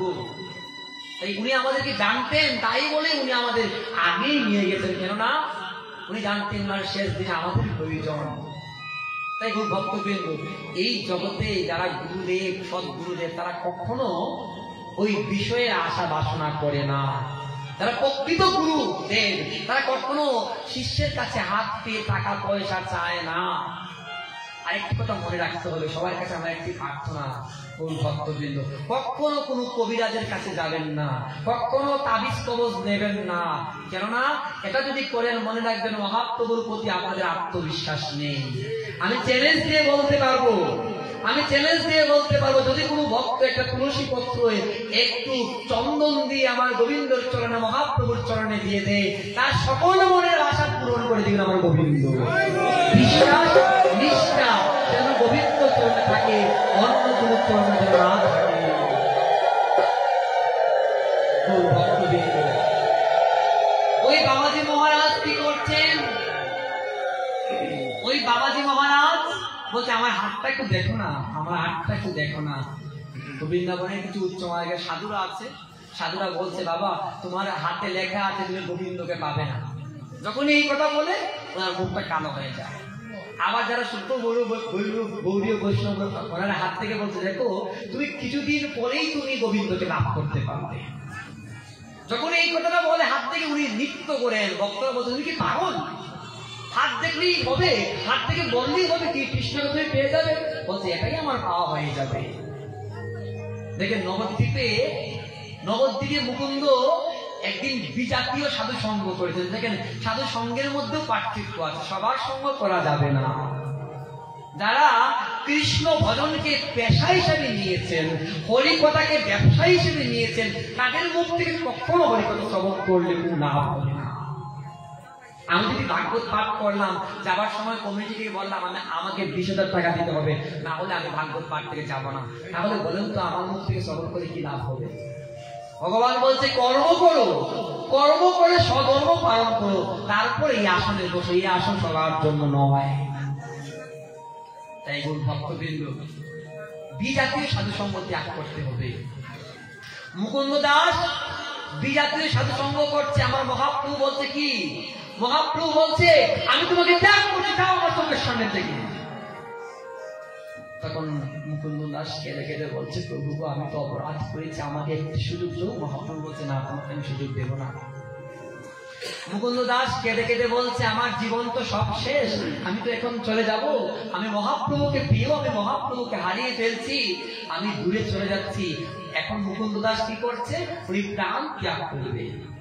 যখনই উনি প্রাণ ত্যাগ করবে, তখনই মহাপ্রভু তো অন্তর্যামী ভগবান ওই মুকুন্দ দাসকে পাঠিয়েছেন। মুকুন্দ দাসের কাছে একজন ভক্তকে পাঠিয়েছেন, পাঠিয়ে বলছে, যাও যাও মুকুন্দকে গিয়ে বলো, কোটি জনম তপস্যা করার পর, ভক্তি ভজনের করার পর আমি তাকে দর্শন দেব। যখন এই কথা বলছে, মুকুন্দ কি নৃত্য কীর্তন করছে, আনন্দে আত্মহারা। বলছে, প্রভু বলছেন, কোটি জনমের পর আমাকে দর্শন দেবে, এত আমার সৌভাগ্য, এমন সৌভাগ্য তো সবার হতে পারে না। ভক্তরা বলছে, কি তুমি পাগল নাকি?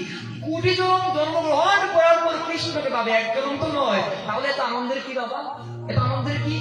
মুকুন্দ বলছে, দেখো আমার প্রভু তো বলেছে কোটি জনমের উপর আমাকে দর্শন দিবে। এমনও তো জীব আছে তাদের কোন জনমেই গোবিন্দ দর্শন হয় না, তাদের গতি কি হবে? তখন কি হলো? আমার মহাপ্রভু বলছে, নিতাই নিতাই, যাও যাও মুকুন্দকে নিয়ে আস, আমি মুকুন্দের জন্য অপেক্ষা করছি। কেন প্রভু? একটু আগে তুমি মুকুন্দকে দূর দূর করে দাঁড়িয়ে দিয়েছো, এখনো বলছো মুকুন্দ প্রয়োজন।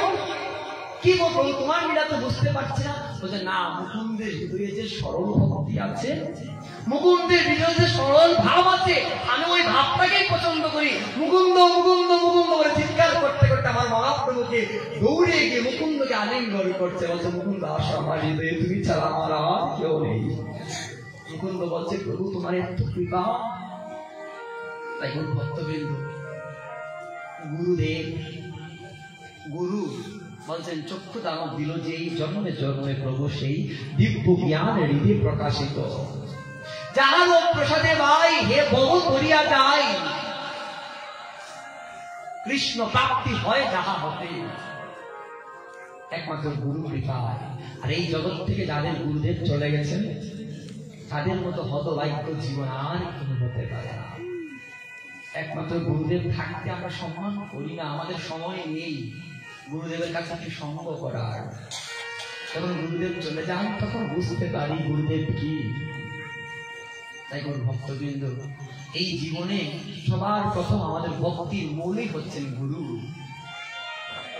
ভগবান শ্রীকৃষ্ণ নিজ মুখে বলছেন, রাধারানী আমার প্রেমের গুরু, রাধারানী আমার প্রেমের গুরু।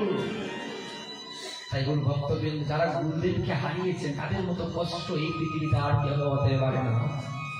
এই যে আমাদের পরম ভাগবত অরুণনাথ মহোদয়, উনি গুরুদেবের প্রতি এত ভক্তি ছিল, অনেক বিশাল অনুরাগ ভক্তি।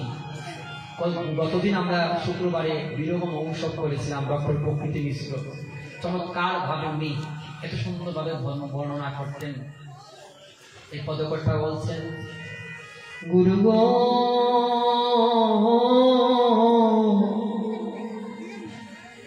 তুমি বিনে আর তো কেহ নাই। দয়াল গুরু গো, দয়াল গুরু গো,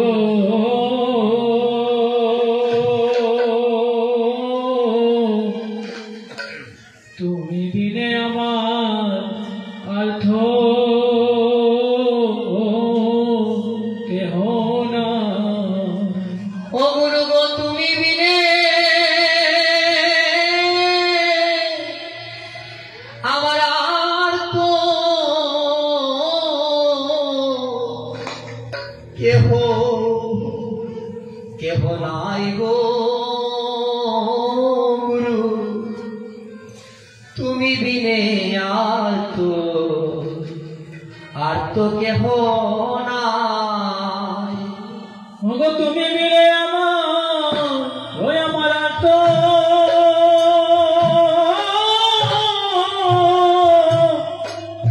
কেহ নাই।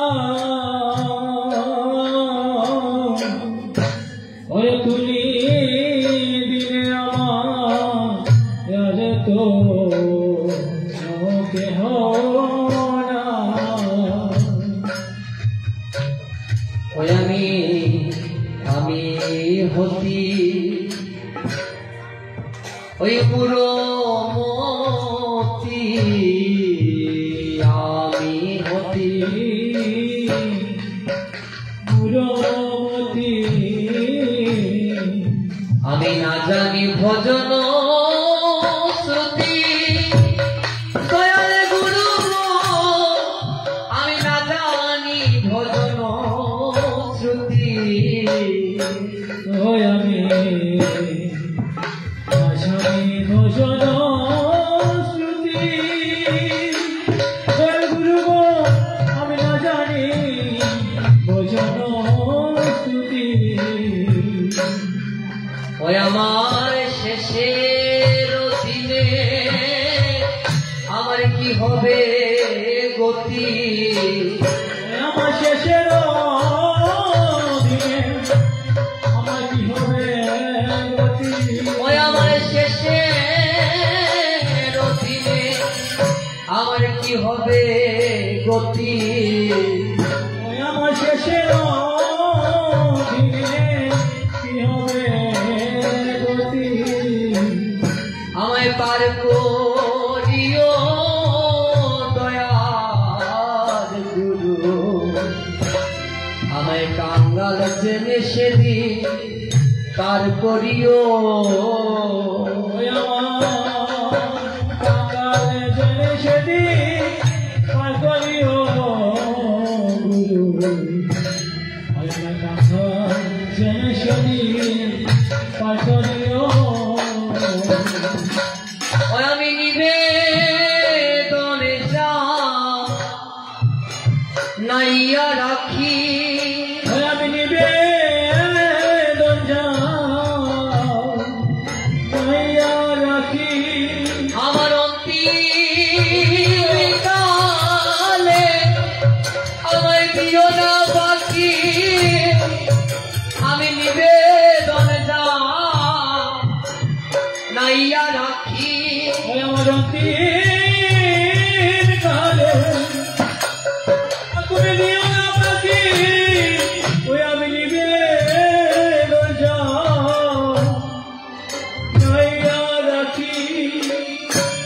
গো ও সেদিন তুমি বিনে আমার আর তো ও কেহ নাই দয়াল গুরু গো তুমি বিনে আমার ওই আমার তো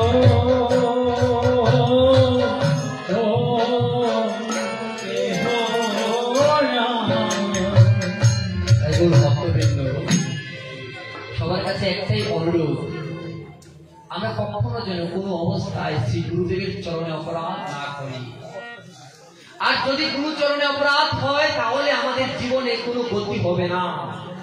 আর গুরু হচ্ছে অনেক প্রকার, দীক্ষা গুরু, শিক্ষা গুরু, আর হচ্ছে জন্মদাতা মা এবং বাবা। এই যে আপনারা এখানে সবাই উপস্থিত হয়েছেন, আপনাদের সবারই সন্তান আছে। শাস্ত্রে বলা হয় এই সন্তান জন্ম দেওয়া হয় কিসের জন্য? কৃষ্ণ ভজনের জন্য এবং পিতা মাতাকে দেখার জন্য। আর বর্তমান যুগে কত কত মা বাবা কাঁদছেন, কেন? জীবনে সুখ নেই। কত কষ্ট করে পুত্রকে চাকরি করান, কিন্তু শেষ জীবনে তার কোনো দাম থাকে না, কোনো মূল্যায়ন থাকে না। সুদীগুর ভক্তবৃন্দ, ভগবান নিজে বলছেন আমার শ্রী গুরুদেব, আমার প্রেমময়ী প্রেমের গুরুদেব হচ্ছে রাধারানী। আর সেই রাধারানীর প্রেমের সুদ করবার জন্যই কিন্তু ভগবান এসেছেন এই পৃথিবীতে, একমাত্র রাধারানীর ঋণ সুদ করবার জন্য। আর ব্রজের ভক্তি কেমন জানেন? একদিন সনাতন গোস্বামী গিয়েছিলেন রঘুনাথ দাস গোস্বামীকে দেখার জন্য। রাধাকুণ্ডের সম্পত্তির সমস্ত কিছুর মালিক হচ্ছে রঘুনাথ দাস গোস্বামী। ওই রঘুনাথ দাস গোস্বামীকে দেখার জন্য গেলেন কে? সনাতন গোস্বামী। সনাতন গোস্বামী যখন গেলেন, গিয়ে দেখতে পাচ্ছেন কি জানেন? রাতের অন্ধকারে রাধে রাধে রাধে বলে কাঁদছেন রঘুনাথ দাস গোস্বামী। যখন কাঁদছেন দেখতে পাচ্ছেন ওই রঘুনাথ দাস গোস্বামীর সামনে এক বিষধর কাল সর্প দাঁড়িয়ে আছে। রঘুনাথ দাস গোস্বামীকে দেখে সনাতন গোস্বামী যাচ্ছেন বাঁচানোর জন্য। বলেন, রঘুনাথ দাঁড়াও দাঁড়াও দাঁড়াও, কাল সর্প তোমার পাশে। তখন দেখতে পাচ্ছেন আমার প্রাণ গোবিন্দ ভগবান নিজে দাঁড়িয়ে বলছে, ওহে সর্প, তুমি আমার ভক্তকে আঘাত করিও না, সে যে পরম বৈষ্ণব। কেননা বৈষ্ণবের হৃদয়ে সদা গোবিন্দের বিশ্রাম, গোবিন্দ কহেন মম বৈষ্ণব পরাম। ভগবান নিজে পাহারা দিচ্ছেন রঘুনাথ দাস গোস্বামীকে। সনাতন গোস্বামী দেখে অবাক, বলছে, কি রে বাবা, আজ গোবিন্দ নিজ গুণে এই রঘুনাথ দাস গোস্বামীকে পাহারা দিচ্ছেন। আবার কি হলো? দুপুর বেলা গেলেন সনাতন গোস্বামী রঘুনাথ দাস গোস্বামীকে দেখার জন্য। বৃন্দাবনে তো অনেক রুদ্র, সেই রুদ্রের মধ্যে রাধে রাধে বলে চিৎকার করছে, আর রুদ্র প্রচুর তাপ এসে রঘুনাথ দাস গোস্বামীর শরীরে লাগছে। আর রঘুনাথ দাস গোস্বামী বলছে, হা রাধে হা রাধে হা রাধে, আমাকে দয়া করো, করুণা করো। তৎক্ষণাৎ সময় কি হচ্ছে জানেন? শ্রীমতী রাধারানী ওনার আঁচল পেতে মাথার উপর ওই রঘুনাথকে বলছে, রঘুনাথ তুমি চিন্তা করো না, আমি তো আছি, আমি আছি, তোমার রুদ্র লাগবে না। বলছে সনাতন গোস্বামী বলছে, কি রাতের বেলা কৃষ্ণ এসে পাহারা দিচ্ছে, আর দিনের বেলা স্বয়ং রাধারানী নিজের আঁচল দিয়ে রঘুনাথের রুদ্রকে দূরীভূত করছে, সেবা করছে। এত কৃপা, এত করুণা, এই হচ্ছে ভক্ত সেবা। তখন সনাতন গোস্বামী বলছে, এক কাজ করো, তুমি যাও একটা কুটির বানিয়ে ভজন করতে, তুমি এসেছো ভগবানের সেবা করার জন্য, অথচ ভগবান তোমার সেবা করছে। এই হচ্ছে ভজন। সুদীগুণ ভক্তবৃন্দ, এই যে অক্রূর যখন বৃন্দাবনে উপস্থিত হলেন, বৃন্দাবনের সকল ব্রজগোপীরা কাঁদছেন। ব্রজগোপীরা বলছে, আমাদের জীবন শেষ, আমাদের জীবন আজকেই শেষ হয়ে যাবে, আর আমাদের প্রাণ রেখে কোনো লাভ নেই।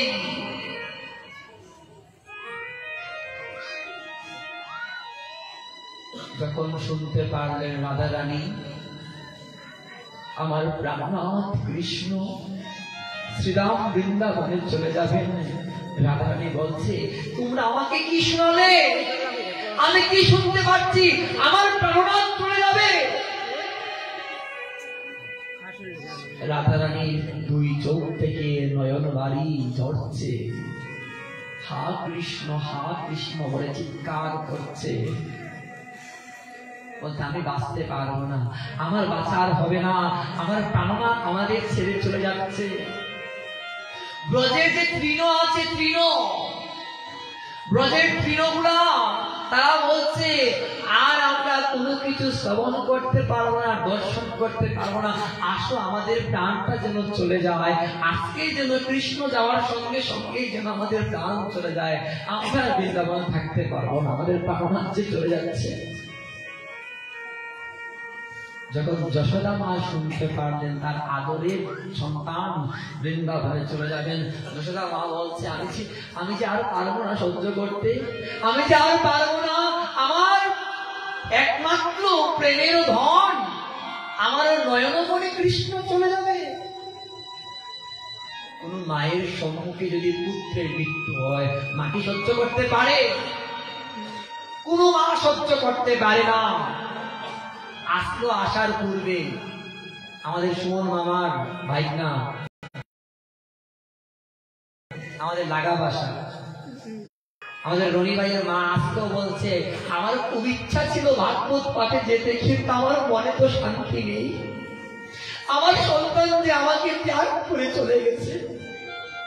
আসার কথা ছিল আমাদের সঙ্গে, কিন্তু আসতে পারেন নাই, কেননা মা বাবা যদি চলে যায় এই পৃথিবীতে আমাদের জীবনের কোনো মূল্য নেই।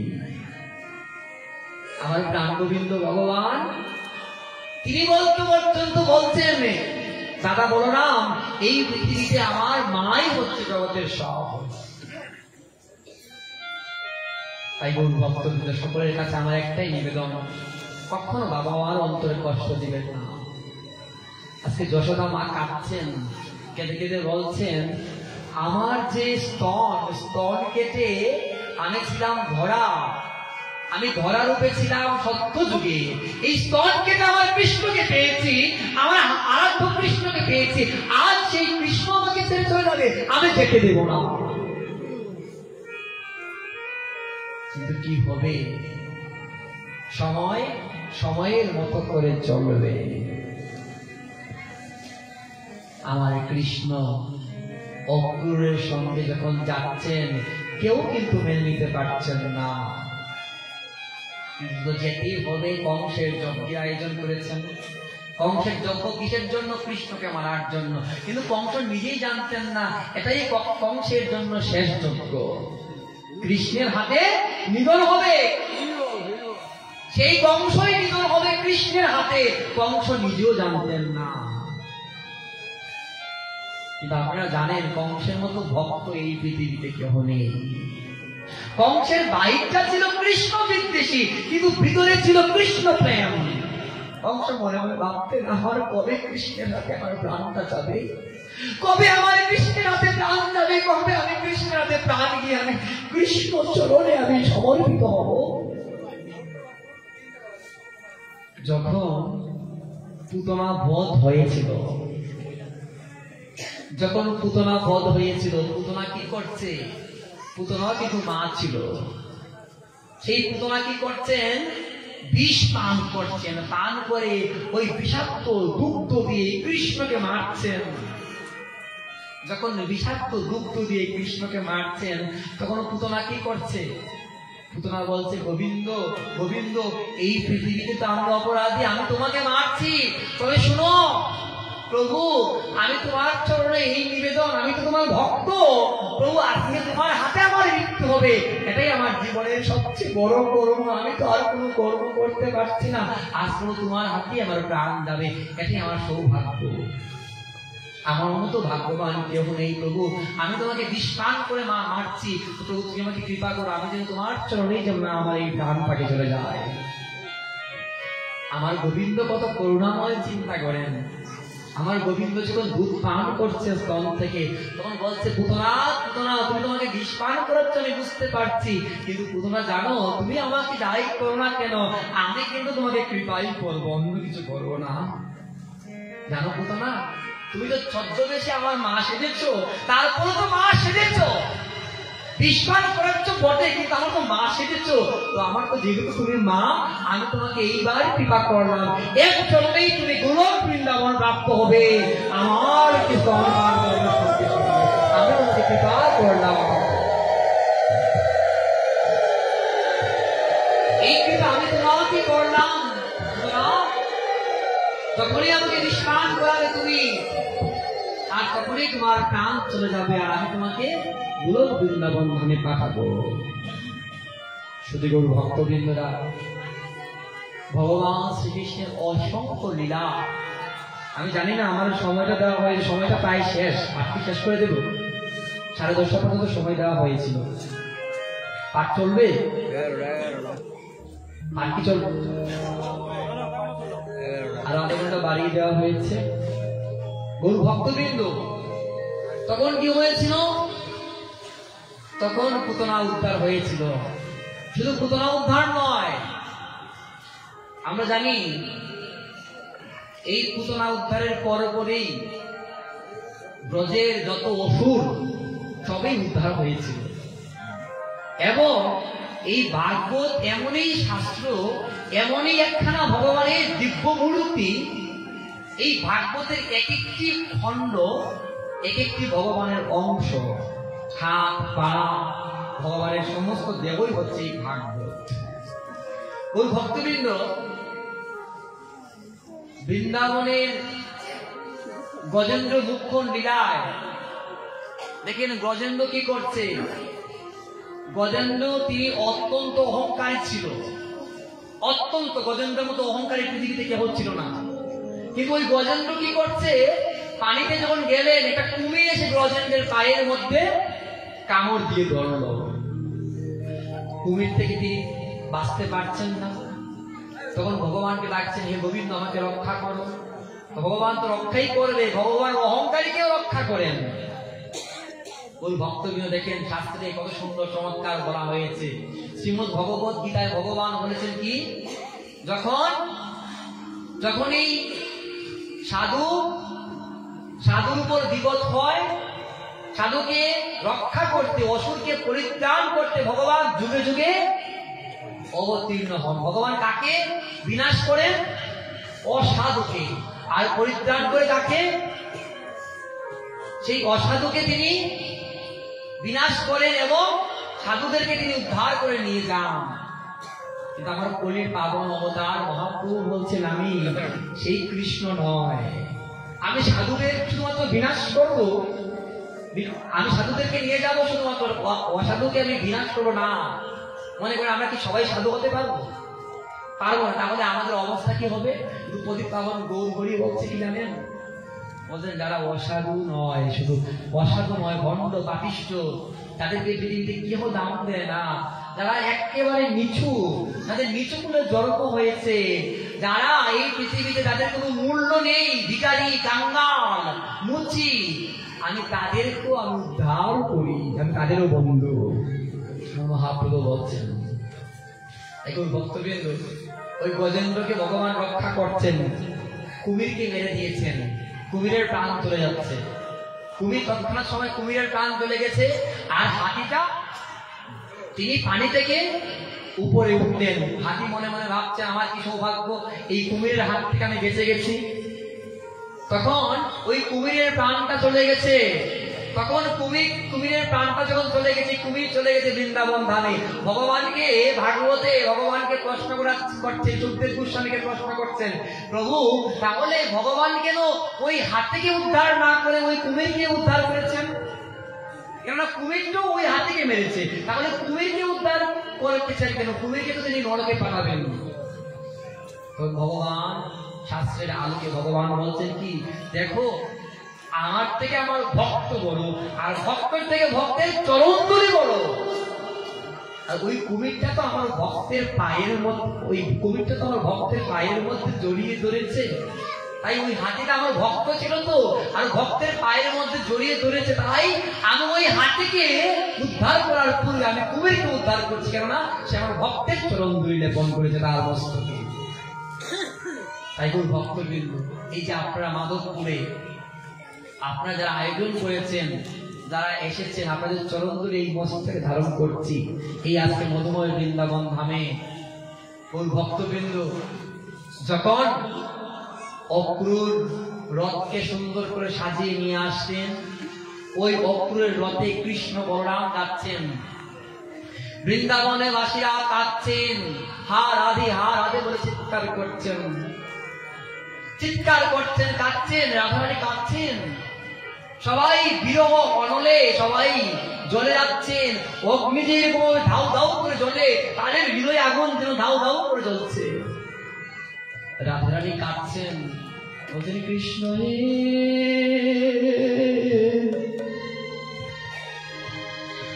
ওই যেও না তুমি ব্রজ ছেড়ে প্রাণে, প্রাণ কৃষ্ণ হে, কৃষ্ণ হে,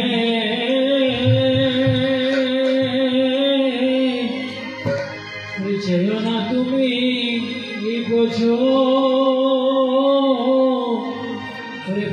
ছেড়ে, ও প্রাণ কৃষ্ণ হে, হে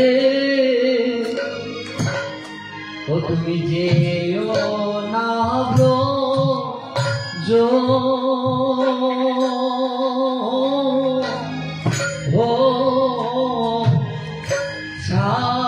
ছাড়িয়া,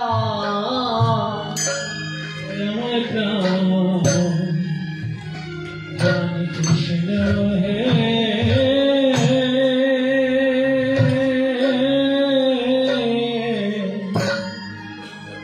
যেও না তুমি এই ব্রজ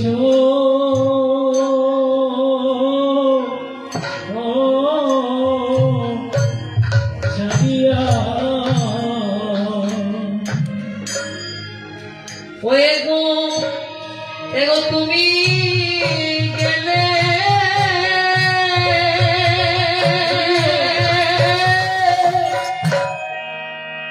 এই বৃন্দাবনের শুভামলি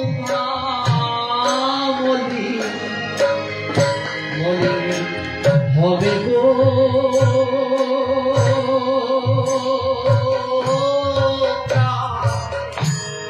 প্রাণ কৃষ্ণ হে,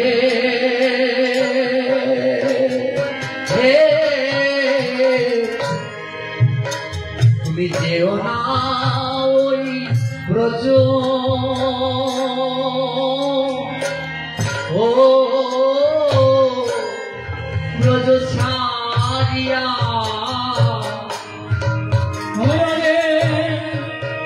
তুমি গেলে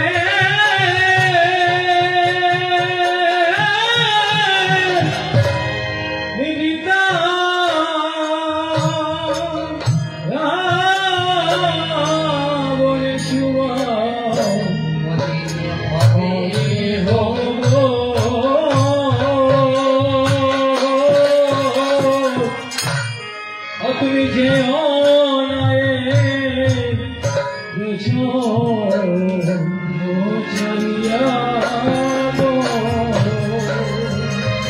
ও যদি দিতে হয় আমাদের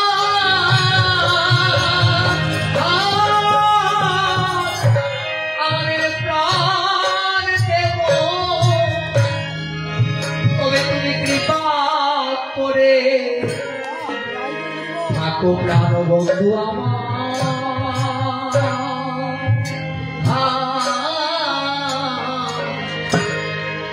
তুমি যেও না এই ব্রজ ছাড়িয়া, যদি দিতে হয় আমার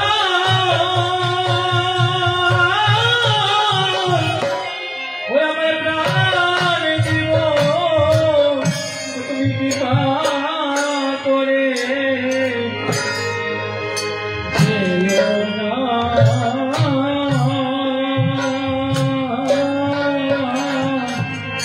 ওই আমার প্রাণ গোবিন্দ,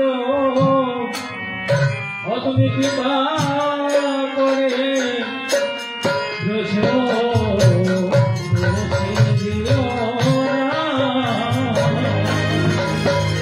ওরে গো তুমি আমার প্রাণ বন্ধু, ওরে গো তুমি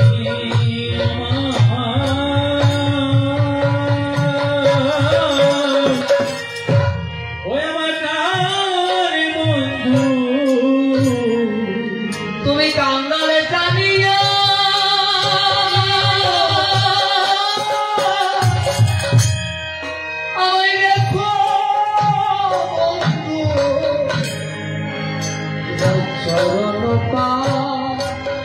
পাশে গো প্রাণনাথ তুমি যেও না এই বৃন্দাবন ছাড়িয়া।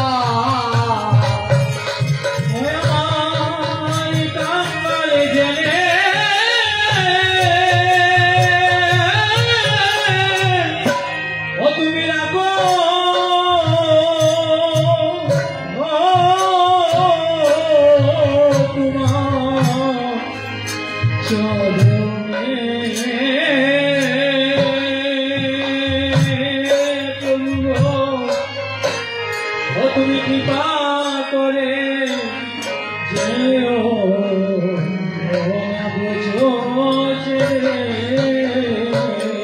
আমার ভাই রাধা রানী কাঁদছেন, ব্রজের গোপীরা কাঁদছেন, গেলে গেলে বলছে প্রভু তুমি যেও না, তুমি গেলে এই বৃন্দাবনের সকল আনন্দ মুছে যাবে।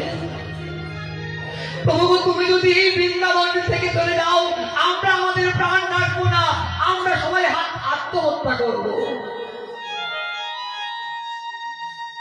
মা যশোদা বলছে বাবা তুই আমাকে ছেড়ে চলে যাবে। গোবিন্দ বলছে মা আমি আবার আসবো, আমি আবার আসবো মা, আমার যে কিছু কর্তব্য দায়িত্ব রয়েছে এগুলা শেষ করে আমি আবার ফিরে আসবো। তখন গোবিন্দ রথে করে যাচ্ছেন, আমার প্রাণ গোবিন্দ। মথুরাধীশ দ্বারকাধীশ কৃষ্ণ চলে যাচ্ছেন বটে, আর আড়ালে আমার প্রভু ব্রজের নন্দন গৌর হরি কৃষ্ণ দেখছেন যে কত ভালোবাসে ব্রজের মায়েরা, কত অনুরাগ, কত প্রেম, কত ভক্তি কৃষ্ণের প্রতি। আমার কৃষ্ণ দেখছেন আর মনে মনে ভাবছে আমার রাধারানী আমাকে এত ভালোবাসে, আমি তো রাধারানীর জন্য কিছু করতে পারি নাই, আমি তো আমার রাধারানীর জন্য কোনো কিছু করতে পারি নাই। তবে আগামী জন্মে যদি আবার অবতীর্ণ হই, আমি রাধার ভাব অঙ্গীকার করে আমি রাধারানীর প্রেম ঋণ শোধ করবই করব। ব্রজ ছেড়ে অক্রুর মুনি রথে করে আমার রামবধূ প্রাণনাথ কৃষ্ণ চলছেন, সঙ্গে যাচ্ছেন প্রলয় বলরাম। বলরাম বলছে দাদা আমার কৃষ্ণের সঙ্গে আলাপ হচ্ছে, আমরা যে চলে যাচ্ছি ব্রজের অবস্থা কি হবে? আমার প্রাণ গোবিন্দ ভগবান বলছে আমরা তো আবার ফিরে আসবো, আমরা তো আবার চলে আসবো, এই বৃন্দাবনে আবার চলে আসবো। চলে গেলেন বৃন্দাবন থেকে মথুরায়।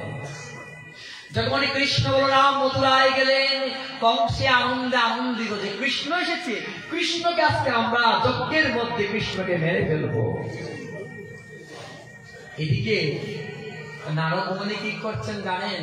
নারদ মুনি ওই বৃন্দাবনে গেছেন, গিয়ে বলছে ও মা যশোদা তুমি জানো তোমার কৃষ্ণ তো তোমাকে ছেড়ে চলে গেছে, এখন যজ্ঞ হচ্ছে মথুরায়, তোমাকে পর্যন্ত কৃষ্ণ নিমন্ত্রণ দেয় নাই। মায়ের হৃদয়ে তো এমনিতেই আঘাত, কৃষ্ণ মথুরা ত্যাগ করে বৃন্দাবনে গিয়েছে। মা বলছে কৃষ্ণ আমাকে 2 দিনেই ভুলে গেল। তখন কি হলো, ওই মা কাঁদতে কাঁদতে কাঁদতে কাঁদতে ওই মথুরায় চলে গেলেন, যার বাড়িতে নবলক্ষ গাভী নন্দ মহারাজের। রাজকন্যা মা যশোদা কত সুন্দর ছিলেন, অপরূপ দেহ, অপরূপ দিব্যজ্যোতি মা যশোদা। আর কৃষ্ণ বিরহে যন্ত্রণায় ভিখারির থেকেও খারাপ অবস্থা মায়ের অঙ্গে। কাঁদতে কাঁদতে, কৃষ্ণ বিরহে কাঁদতে কাঁদতে নালা পড়ে গেছে চৌকাইয়ের মধ্যে।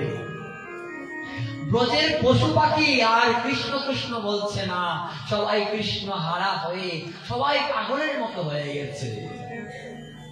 বৃক্ষ থেকে পুষ্প পুষ্প ফুটছে না, পুষ্প বলতে কি হবে, আমার বৃক্ষ থেকে পুষ্প ফুটে, আমার পুষ্প তো গোবিন্দ সবাই রাখবে না, আমাদের কৃষ্ণতে চলে গেছে।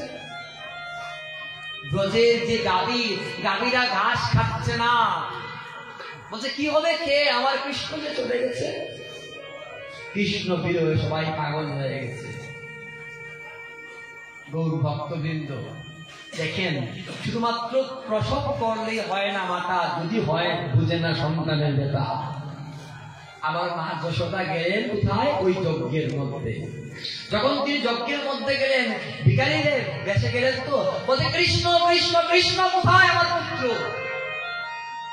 রাজপ্রাসাদে দাঁড়িয়ে বলছে, তুমি কে? তুমি আমাদের কৃষ্ণকে তুমি কৃষ্ণ কৃষ্ণ বলে চিৎকার করছো, মানে তোমার সাহস, তুমি তো ভিখারী, যাও যাও যাও। দূরে দূরে ঘুর করে তাড়িয়ে দিচ্ছে, ধাক্কা দিচ্ছে মা যশোদাকে। আমার মা যশোদা কাঁদতে কাঁদতে বলছে, আজকে আমি এতই খারাপ হয়ে গেলাম, আমি ওই রাজপ্রাসাদে ঢুকতে পারছি না। এবার যখনই মায়ের উপর আঘাত হলো, তখনই আমার কৃষ্ণ ওই সিংহাসন থেকে ছুটে এসে বলে, দাঁড়ি, তুমি কাকে মারছো? তুমি জানো থেকে? সে আমার মা আসো। বলছে, কৃষ্ণ 2 দিনে আমাকে ভুলে গেলে, 2 দিনে আমাকে ভুলে গেলে, আজকে এত বড় যজ্ঞের আয়োজন, কিন্তু আমাকে এটা নিমন্ত্রণ পর্যন্ত দেওয়া নাই। কৃষ্ণ কি বলবে, বলার তো কোনো কিছু নেই, কেননা যজ্ঞটা ছিল কংসের। তখন যখনই বলছে মা মা মা, তখন দেবকী তো কৃষ্ণকে জন্ম দিয়েছে বটে, কিন্তু কৃষ্ণের সেবা করতে পারে না। ওই দেবকী কি করছে, বলছে, কি বলছো কৃষ্ণ, আমি তোমাকে জন্ম দিয়েছি, আমি কংসের কারাগারে আমি ছিলাম, আর তুমি ওই ভিখারীকে তুমি বলছো মা। কৃষ্ণ সে তো ভিখারী। তখন যখন এই কথা বলছে, যশোদা কাঁদতে কাঁদতে বলছে, আমি ভিখারী, আমার মতো ভিখারী পৃথিবীতে কেউ নেই। আমি যদি ভিখারী না হতাম, আমি তো আমার পুত্রকে মথুরায় আসতে দিতাম না। তখন কি হলো, কৃষ্ণ কে প্রকৃতপক্ষে মা, তার কতটুকু ভক্তি, সেটা পরীক্ষা করতে গিয়ে কৃষ্ণ বলছে, মা দেবকী তুমি এখানে বসো, মা যশোদা তুমি এখানে বসো। আজকে এই মহাযজ্ঞের মধ্যে আজকে পরীক্ষা হবে, কার প্রেম কতটুকু, কার ভক্তি কতটুকু, কার অনুরাগ আমার প্রতি কতটুকু। তখন দেবকী বলছে, তোমার প্রতি প্রেম আমার বেশি, কারণ আমি তোমাকে জন্ম দিয়েছি। অহংকার বশীভূত হয়ে সেই দেবকী চিৎকার করছে। কৃষ্ণ মনে মনে বলছে, মাগো, অহংকার থাকতে আমাকে পাওয়া যাবে না। প্রকৃতপক্ষে আমরা দেখতে পাচ্ছি কৃষ্ণের মা, কৃষ্ণের বাবা, কিন্তু প্রকৃতপক্ষে তো কৃষ্ণের মাও নেই, বাবাও নেই। ওই যে পুত্র রূপে ধারণ করবে, ভক্তের ভগবানের কাছে আকুল আহ্বান করেছে, তাই ভগবান কৃপা করে জন্ম নিয়েছেন। কেননা সত্যযুগে ভগবান কোথায় থেকে আবির্ভূত হয়েছিলেন, এই হিরণ্যকশিপুকে বধ করার জন্য স্তম্ভ থেকে ভগবান অবতীর্ণ হয়েছিল। তখন ভগবান দেখতে পাচ্ছিল ওই একমাত্র প্রহ্লাদ ছাড়া ভগবানকে আর কেহ কাছে নিচ্ছে না, ভগবানকে ভয়ে কাছে যাচ্ছে না। তখন দেখতে পাচ্ছে কি, ওই প্রহ্লাদ মা কয়াতুর কুল থেকে ওই প্রহ্লাদ নেমে যাচ্ছে কোথায়, ভগবানের কাছে। তখন ভগবানের বড় সাধ হলো যে ওই প্রহ্লাদ সে মায়ের কুল থেকে আমার কাছে যাচ্ছে, আমারও তো ইচ্ছা জাগে মায়ের কুলে যেন আমার জন্ম হয়। আগামী যেটা যুগ তাপর যুগ কলি যুগে আমি মাতৃগর্ভে অবতীর্ণ হব পৃথিবীতেও এই জগৎ। তাই কোন ভক্তবৃন্দ তখন কি হয়েছিল? তখন কৃষ্ণ বলছে তোমরা দুইজনেই তো আমার মা। আচ্ছা দেখি আমি সিংহাসনে বসে আছি, দেখি কার স্তন থেকে দুগ্ধ এসে আমার মুখের মধ্যে পড়ে সবার আগে। যার স্তন থেকে সবার অগ্রে আমার মুখের মধ্যে দুগ্ধ এসে পড়বে, আমি তাকেই বলবো প্রকৃত সে আমার মা, সে আমাকে ভালোবাসে। দেবকী বলছে বাবা ওই কাঙ্গাল বেশদারি ওই ভিখারি যশোদা সে তোমার মা হতে পারে না, কেননা আমি তোমাকে জন্ম দিয়েছি। আমার ভক্তিটা আমার প্রেমটাই বেশি। চিৎকার করছে সবার সম্মুখে। তখন কৃষ্ণ বলছে আগে পরীক্ষা হোক, তারপর বুঝা যাবে কে আমাকে ভালোবাসে। যশোদা মনে মনে ভাবছে আমি তো কাঙ্গাল, আমি তো ভিখারি, আমি তো কৃষ্ণ হারা, আমার তো কিছু নেই, আমার তো একমাত্র সম্বল নয়ন জল, আমার তো কিছু নেই কৃষ্ণকে দিবার মতো। আমি কি পারবো এই বৃদ্ধ বয়সে স্তন থেকে দুগ্ধ উঠে গিয়ে কৃষ্ণের মুখে পড়বে? আমার তো হবে না। হে প্রাণ গোবিন্দ কৃষ্ণ গোবিন্দ আমাকে রক্ষা করো, আজকে যেন আমার মান সম্মান থাকে, আজকে যেন আমার প্রকৃত পরীক্ষা যেন সত্য হয়। আর দেবকীর মনে অহংকার। ভগবান বলছে যে সেই সে আমার, আমি সে তাহার, আমারও লাগিয়া যাহারও নয়ন জোরে, আমি সবার নয়।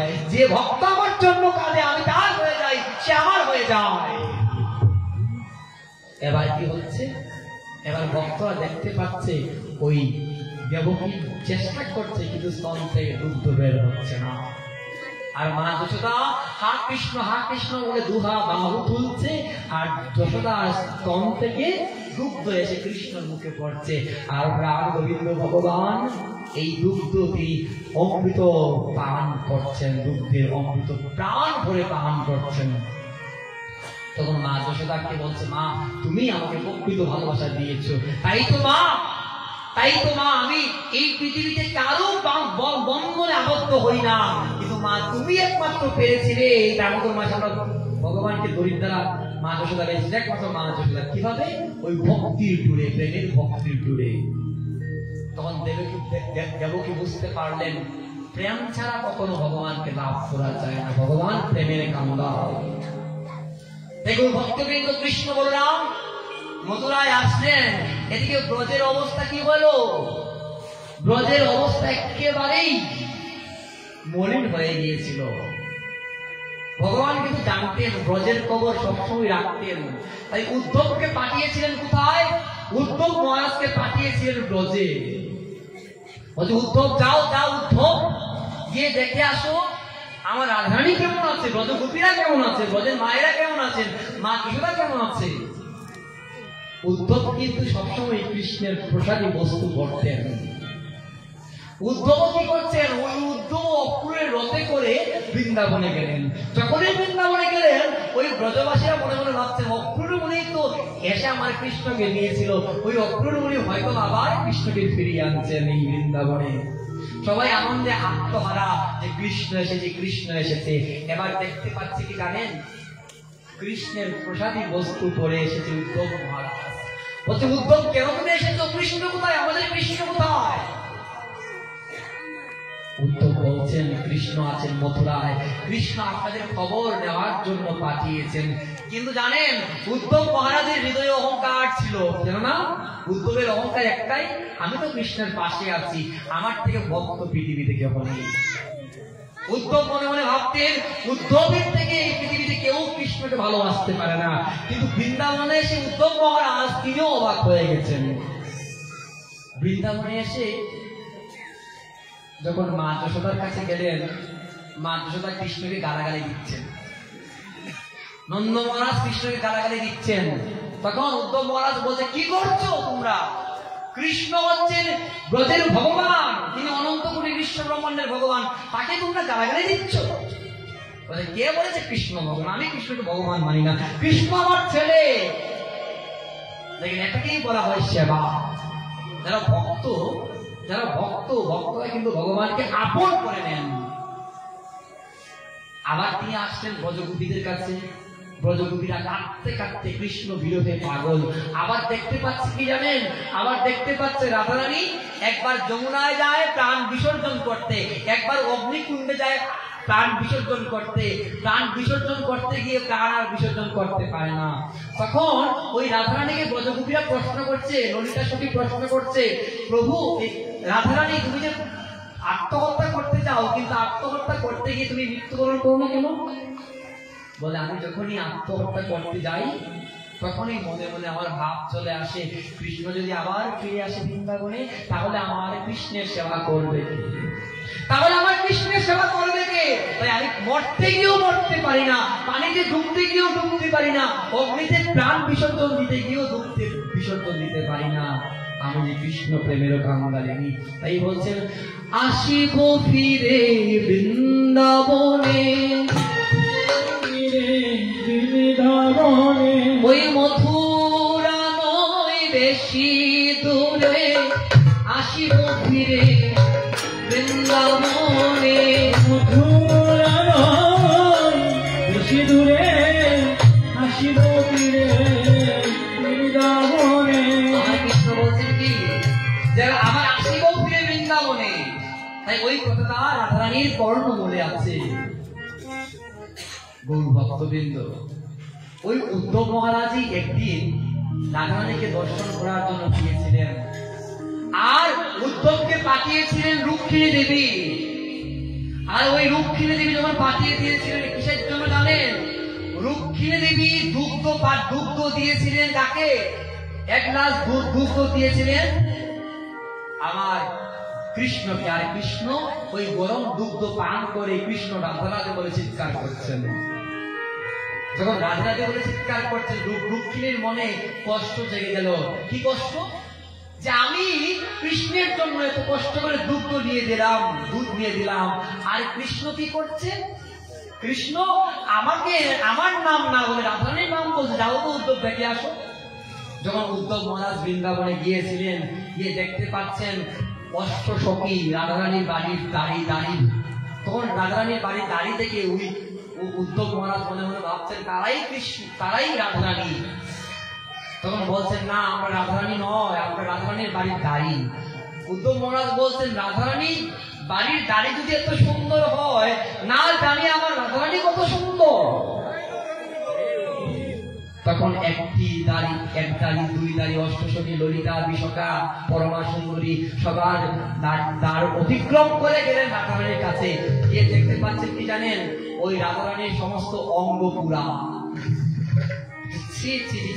কৃষ্ণ তোমাকে ভালোবাসে, কিন্তু তোমার এত অঙ্গ পুরা, এই পুরা দেহকে ভালোবাসে কৃষ্ণ। তার থেকে তো আমার রুক্মিণী দিকে অনেক সুন্দর। তখন উদ্ধব মহারাজকে রাধারানী বলছে, উদ্ধব তোমরা তো বড় ভাগ্যবান, তোমরা তো আমার প্রাণনাথ কৃষ্ণকে পেয়েছো, আর আমি হচ্ছে কাঙ্গালিনী। আমি কৃষ্ণকে পেয়েও কৃষ্ণকে হারিয়ে ফেলেছি আমার পারব্ধির কারণে।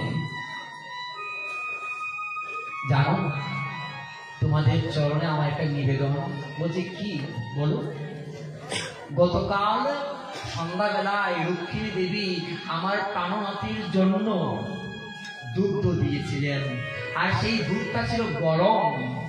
আমার রুক্মিণী দেবী একবারও বিচার করেন নাই ওই দুগ্ধটা গরম না ঠান্ডা, আর কৃষ্ণকে দিলেন। আর কৃষ্ণ পান করছেন, যখনই পান করছেন তখনই আমার ঠোঁট পুড়ে যাচ্ছে, মুখ পুড়ে যাচ্ছে।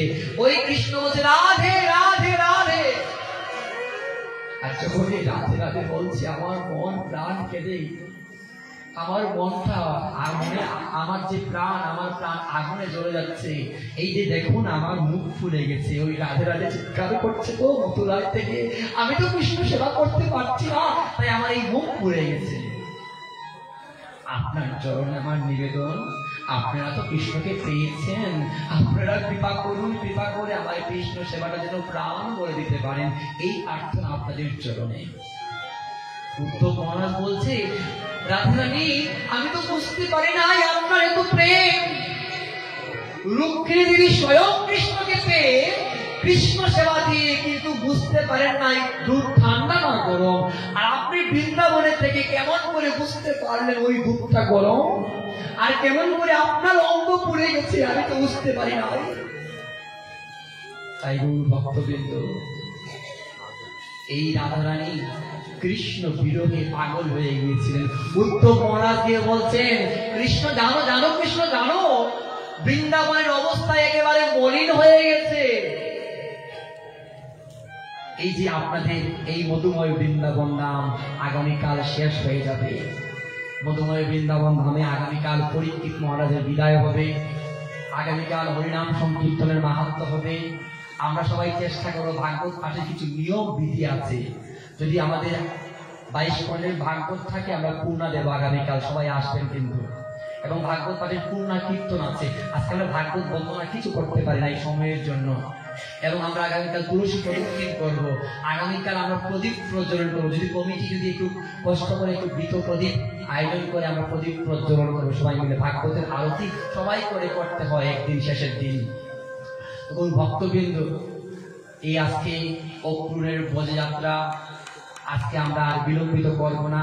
আপনারা সবাই তো চলে যাবেন। এই মধুময় বৃন্দাবন ধাম আগামীকাল শেষ হয়ে যাবে। এই ভাগবত সঙ্গ যেন অনেক দূর যায়, এই প্রার্থনা। গৌর ভক্তবৃন্দ, আমার রাধারানীর বিরহ কথা বলেই এখানে আমরা আজকে বিশ্রাম নেব। রাধারানী উদ্ধবকে বলছে, উদ্ধব মহারাজ জানো, এই জগতে কৃষ্ণ ছাড়া আমাদের আর কেহ নেই, একমাত্র কৃষ্ণই আমাদের আপন, কৃষ্ণ ছাড়া কেহ নেই। গৌর ভক্তবৃন্দ বলছেন, উদ্ধবকে বলছেন, ও কুশলে আছনি রে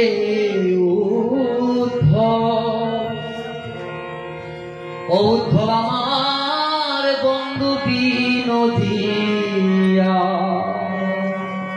ও কুশলে আছনি রে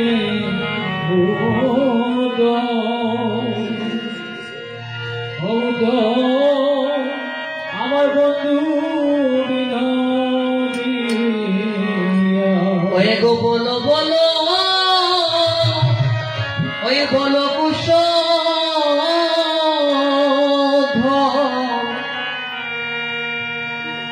ওই আমার বন্ধু বিনোদিয়া রে উদ্ধব আমার বন্ধু বিনোদিয়া। ও কুশলে আছনি রে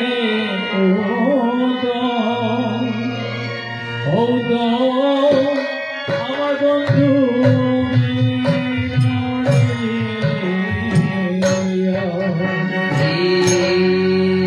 যেদিন হতে অক্রূর মনে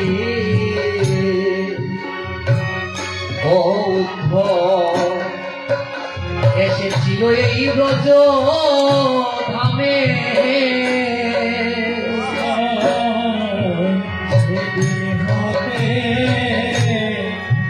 অক্রূর মনে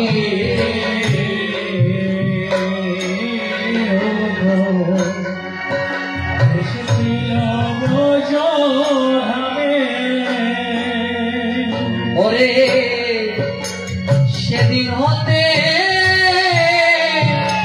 ব্রজের শোভা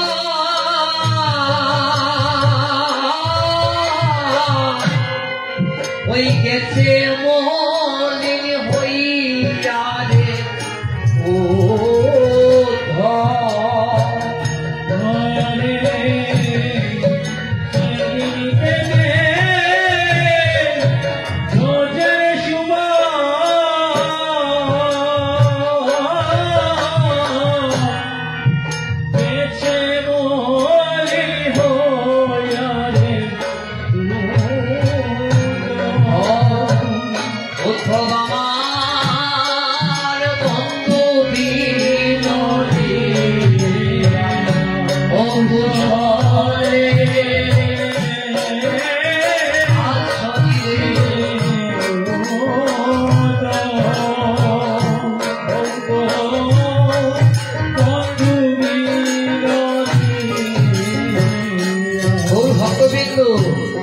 মিলন আর হবে না, এই মানব জীবনও আমাদের একদিন সাঙ্গ হয়ে যাবে।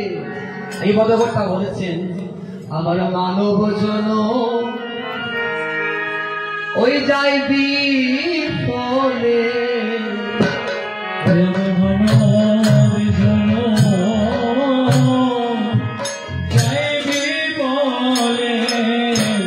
ওই আর হবে না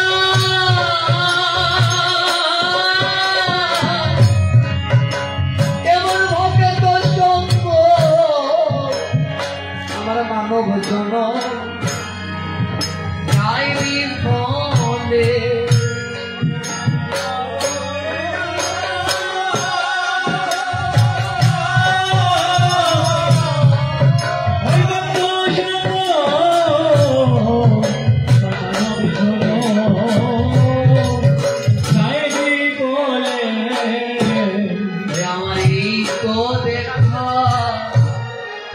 আমার শেষের দেখা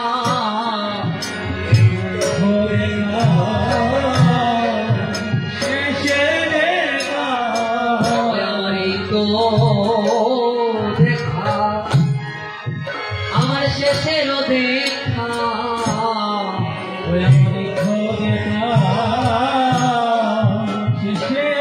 দেখা আমায় দাও দাও ভোগেতে,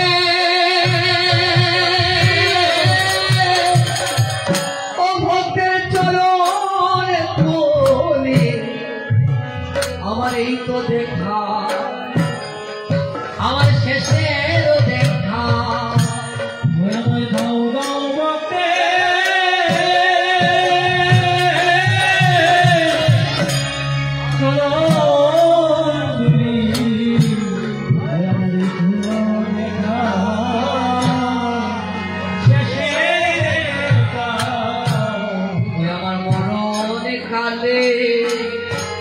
আমার কি হবে গতি,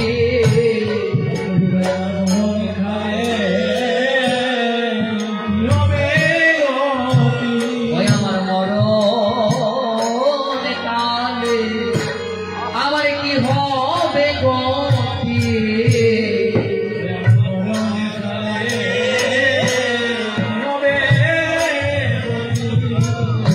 আমার গনার দিনে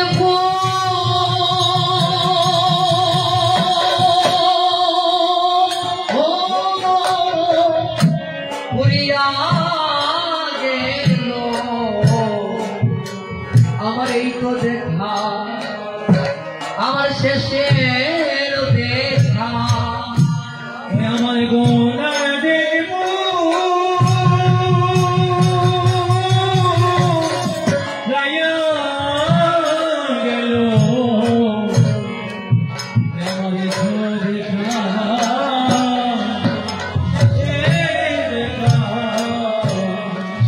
তুমি বিনে আমার তো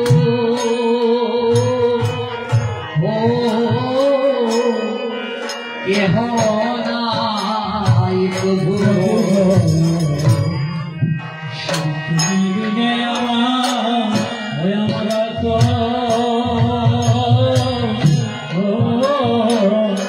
কেহ ও সেদিন তুমি বিনে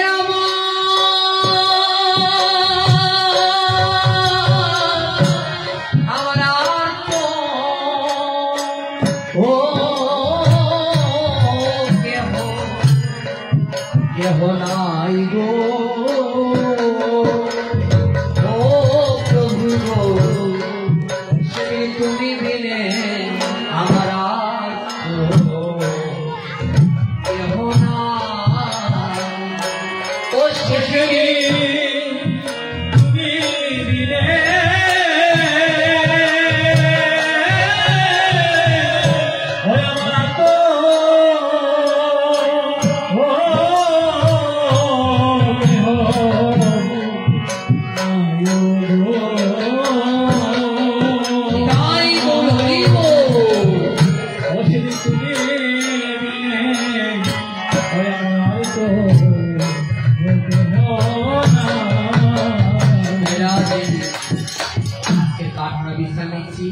আগামীকাল সবাই সন্ধ্যা 6টার ভিতরে চলে আসবেন এবং আগামীকাল আমাদের দুপুরবেলা একটা পাঠ আছে জোয়ারভাঙ্গা দক্ষিণ পাড়া দুপুরবেলা 1 ঘটিকায় পাঠ আপনারা সবাই থাকবেন মাধবপুর জোয়ারভাঙ্গা দক্ষিণ পাড়া মাধবপুরে সবাই থাকবেন দুপুর 12টায় থেকে আমাদের পাঠ আছে সবাই থাকবেন এবং আগামীকাল পূর্ণ সবাই অংশগ্রহণ করবেন ওম নমো ভগবতে বাসুদেবায় ওম নমো ভগবতে বাসুদেবায় ওম নমো ভগবতে বাসুদেবায় ওম গঙ্গা গীতা সাবিত্রী সীতা সত্তা প্রতিপদা ব্রহ্মবলে ব্রহ্মবিদ্যা বিশুদ্ধা মুক্তি অর্ধমাতা চিতমঙ্গা ভোগ নিভ্রান্তি নাশিনী বিদুপ্রী প্রণগত পার্থ জ্ঞানমঞ্জরি নিত্যকারী জগরে তন্মনসন মানসম জ্ঞান ভিত্তিবল কান্তে পরমাত্মা জয় জয় ভাগবত ভগবান কি জয় জয় জয় পরিকিত মহারাজ কি জয় জয় জয় সুখদেব গোস্বামী জয়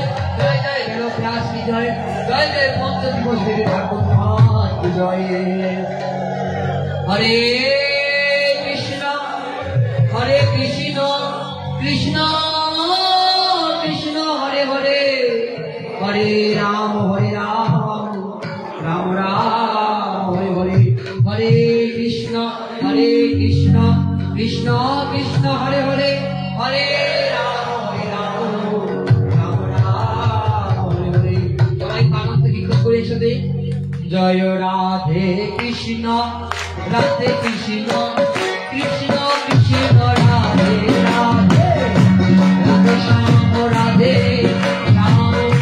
শ্যাম শ্যাম রাধে রাধে বলো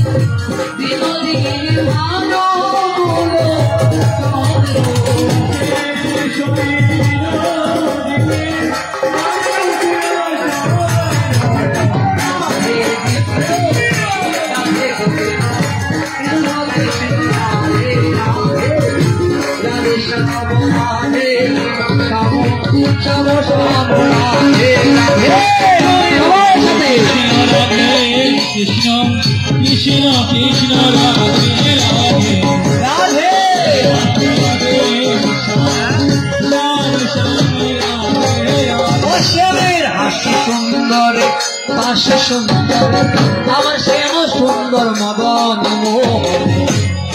সুন্দর বাসী শ্যাম সুন্দর মদন হরিবল আপনারা কিন্তু কীর্তন করছেন না সবাই করতে হবে না করলে মধুময়ের বৃন্দাবন আনন্দ হবে না একসঙ্গে শ্যামের হাসি সুন্দর বাসি সুন্দর শ্যাম সুন্দর সবাই বলুন চূড়া সুন্দর বদনে সুন্দর সুন্দর সুন্দর চূড়া সুন্দর বদনে আমার শ্যামের সুন্দর মদনে মোহনে সুন্দর বদনে সুন্দর সুন্দর মদনে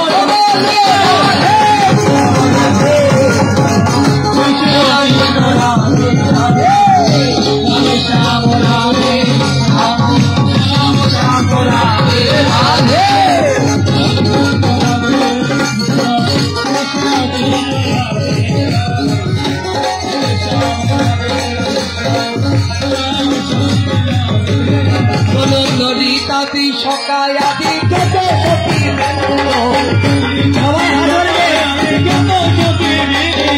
ললিতা বিশ্বকায়ানি যত সখী বৃন্দ রূপমঞ্জরি আদি মঞ্জরি অনঙ্গ পূর্ণবাসী কোমলতা আরো বীরাবেন্দ্র পূর্ণবাসী কোমলতা আরো বীরাবেন্দ্র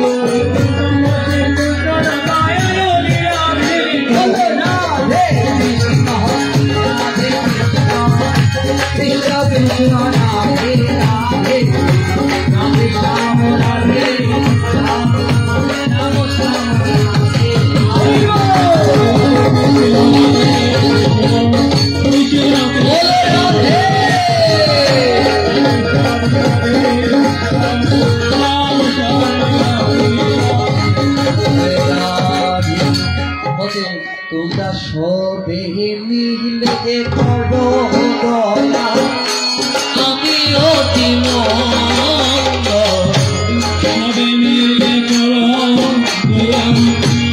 আমি অতি মন্দ ওরে নয়া কোলে প্রাণে থাকতে পারি হারা রাধে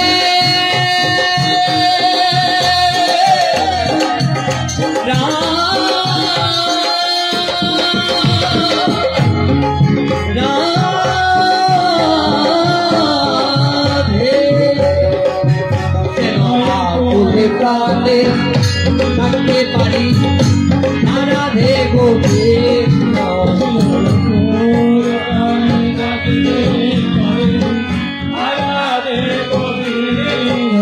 ওদের শেষে দিনে গাইতে পারি জয় রাধে গোবিন্দ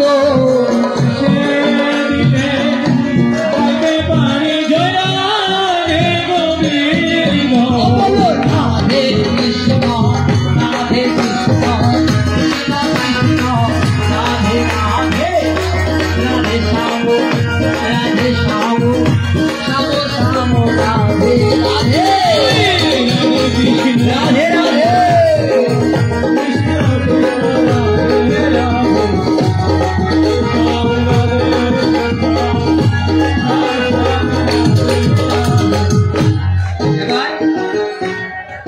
মাধবপুরে দুইটা দল হচ্ছে, একদল নয়, মাধবপুরে দুই দল।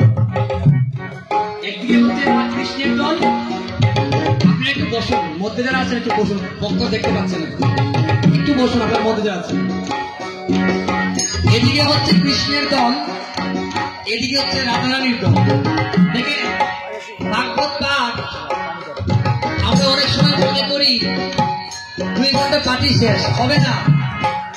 ভাগবত সপ্ত দিবস ভাগবত কাকে বলে? 7 দিন 7 রাত এক জায়গায় বসে ভাগবত শ্রবণ করেছিলেন পরীক্ষিত মহারাজ। আগামীকাল আমরা প্রেম তত্ত্ব আলোচনা করব। আজকে কিন্তু কোনো পাঠে আমরা প্রেমে বিষয়েই ঢুকি নাই, প্রবেশ করি নাই। আগামীকাল বিদায়ের বেলায় আলোচনা থাকবে, অনেক বিশাল আলোচনা। ওই ভক্তবৃন্দ কৃষ্ণের দল এইদিকে, এইদিকে কৃষ্ণ, এইদিকে রাধা। আমার বরাবর এদিকে কৃষ্ণ, এদিকে রাধা। আপনারা কোন দল? আপনাদের আওয়াজ কিন্তু নেই। কোন দল আপনারা? বলো না কিন্তু কোন দল? পিছনেরা কথা বলতে পারেন না আপনারা? আপনারা কোন দল? কৃষ্ণের দল। আপনারা হচ্ছে রাধারানীর দল। আপনারা কোন দল? দেখেন আপনাদের থেকে তাদের কিন্তু শক্তি বেশি। এখন কিন্তু খেলা হবে, খেলা ব্রজের খেলা। বলছেন ব্রজের খেলা কদমে তোলা কান্দে চহরা চড়িয়ে, দেখো ব্রজের খেলা কান্দে চহরা চড়িয়ে, ওয়ে তো ব্রজের খেলা কদমে তোলা কান্দে চহরা চড়িয়ে, ওয়ে তো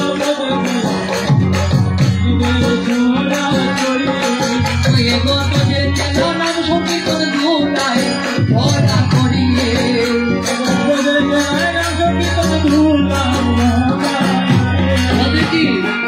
কৃষ্ণ খেলা করছেন কাদের নিয়ে? কৃষ্ণ খেলা করছেন কাদের নিয়ে? আর আর নদীতে খেলা হচ্ছে কি নিয়ে? ভক্তের চরম ধুলি নিয়ে। এই বলতেন ব্রজের খেলা কদম তোলা কান্দে চলে চড়ি, নদীর খেলা নাম সংকীর্তনে ধুলায় গড়াগড়ি। এবার দেখেন, আপনারা হচ্ছেন কৃষ্ণের, আপনারা হচ্ছেন রাধারানীর। তারা কিন্তু প্রমাণ করে দিয়েছেন তারা জিতে যাবেন খেলায়, কেননা তাদের আওয়াজ বেশি, কণ্ঠের শক্তি বেশি, আপনাদের কণ্ঠের শক্তি কম। আপনাদেরকে সতর্ক করে দিচ্ছি। আচ্ছা, এবার যার কণ্ঠে বেশি আওয়াজ হবে সেই কিন্তু পুরস্কার পাবে। এবার থেকে কে জিতবে, রাধার দল না কৃষ্ণের দল? আপনাদের দলের নাম কি? আরো জোরে বলুন। তারা যখন বলবে আপনারা কিন্তু বলবেন না, নাহলে কিন্তু তাদের মার্ক বেশি দিয়ে দিবেন। আপনারা হচ্ছেন কৃষ্ণের, রাধারানীর দল। আপনাদের দলের নাম কি? আমারও কিন্তু আপনাদের সতর্ক করছি, তারা কিন্তু জিতে যাবে। আপনারা কিন্তু অনেক পিছন দিক থেকে সবাই, আপনারা কিন্তু আওয়াজ তাদের থেকে বেশি হবে। এবার শুরু, রেডি, 1 2 3 স্টার্ট। আপনারা বলবেন শুধু, আপনারা নয়।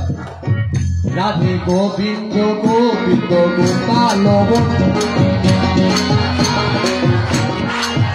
রাধে গোবিন্দ গোবিন্দ গোপাল বলে, রাধে গোবিন্দ গোবিন্দ গোপাল বলে। এবার হাত তুলে কিন্তু আপনারা হাত তুলেন, আপনারা নয়, আপনারা নয়, পিছন থেকে বাইরে তুলছেন, আপনারা নয় না কিন্তু, এইদিকে এই বাসের বরাবর হাত তুলেন, এইদিকে হাত তুলেন। রাধে গোবিন্দ গোবিন্দ গোপাল বলে, রাধে গোবিন্দ গোবিন্দ গোপাল বলে, ও রাধে গোবিন্দ গোবিন্দ গোপাল বলে। বুঝতে বলো, বুঝতে বলো, আরো জুড়ে, রাধে রাধে, বুঝতে বলো, বুঝতে বলো,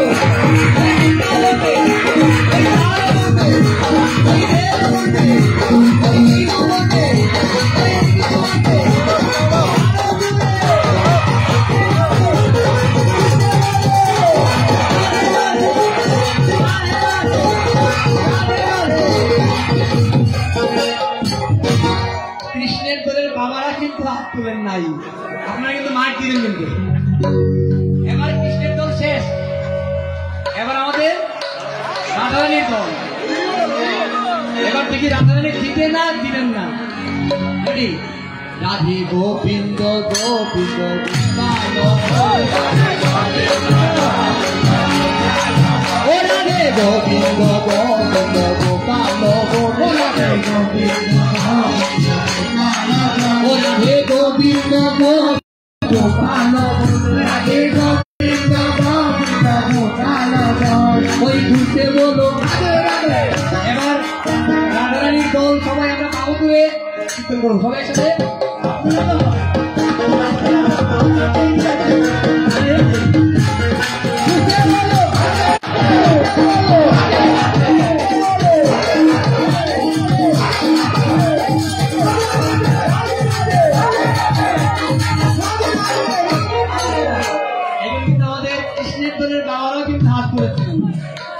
আমরা এবার যদি মাইক দিতে চাই, বলুন তো কে দিতে যাবে?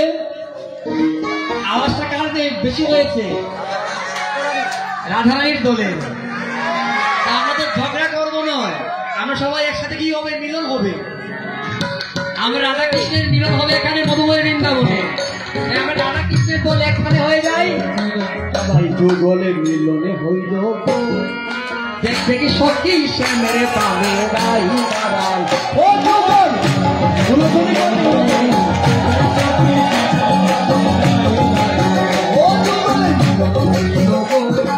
দেখবে কি সত্যি সে মেরে পাবে গাই দাঁড়াল।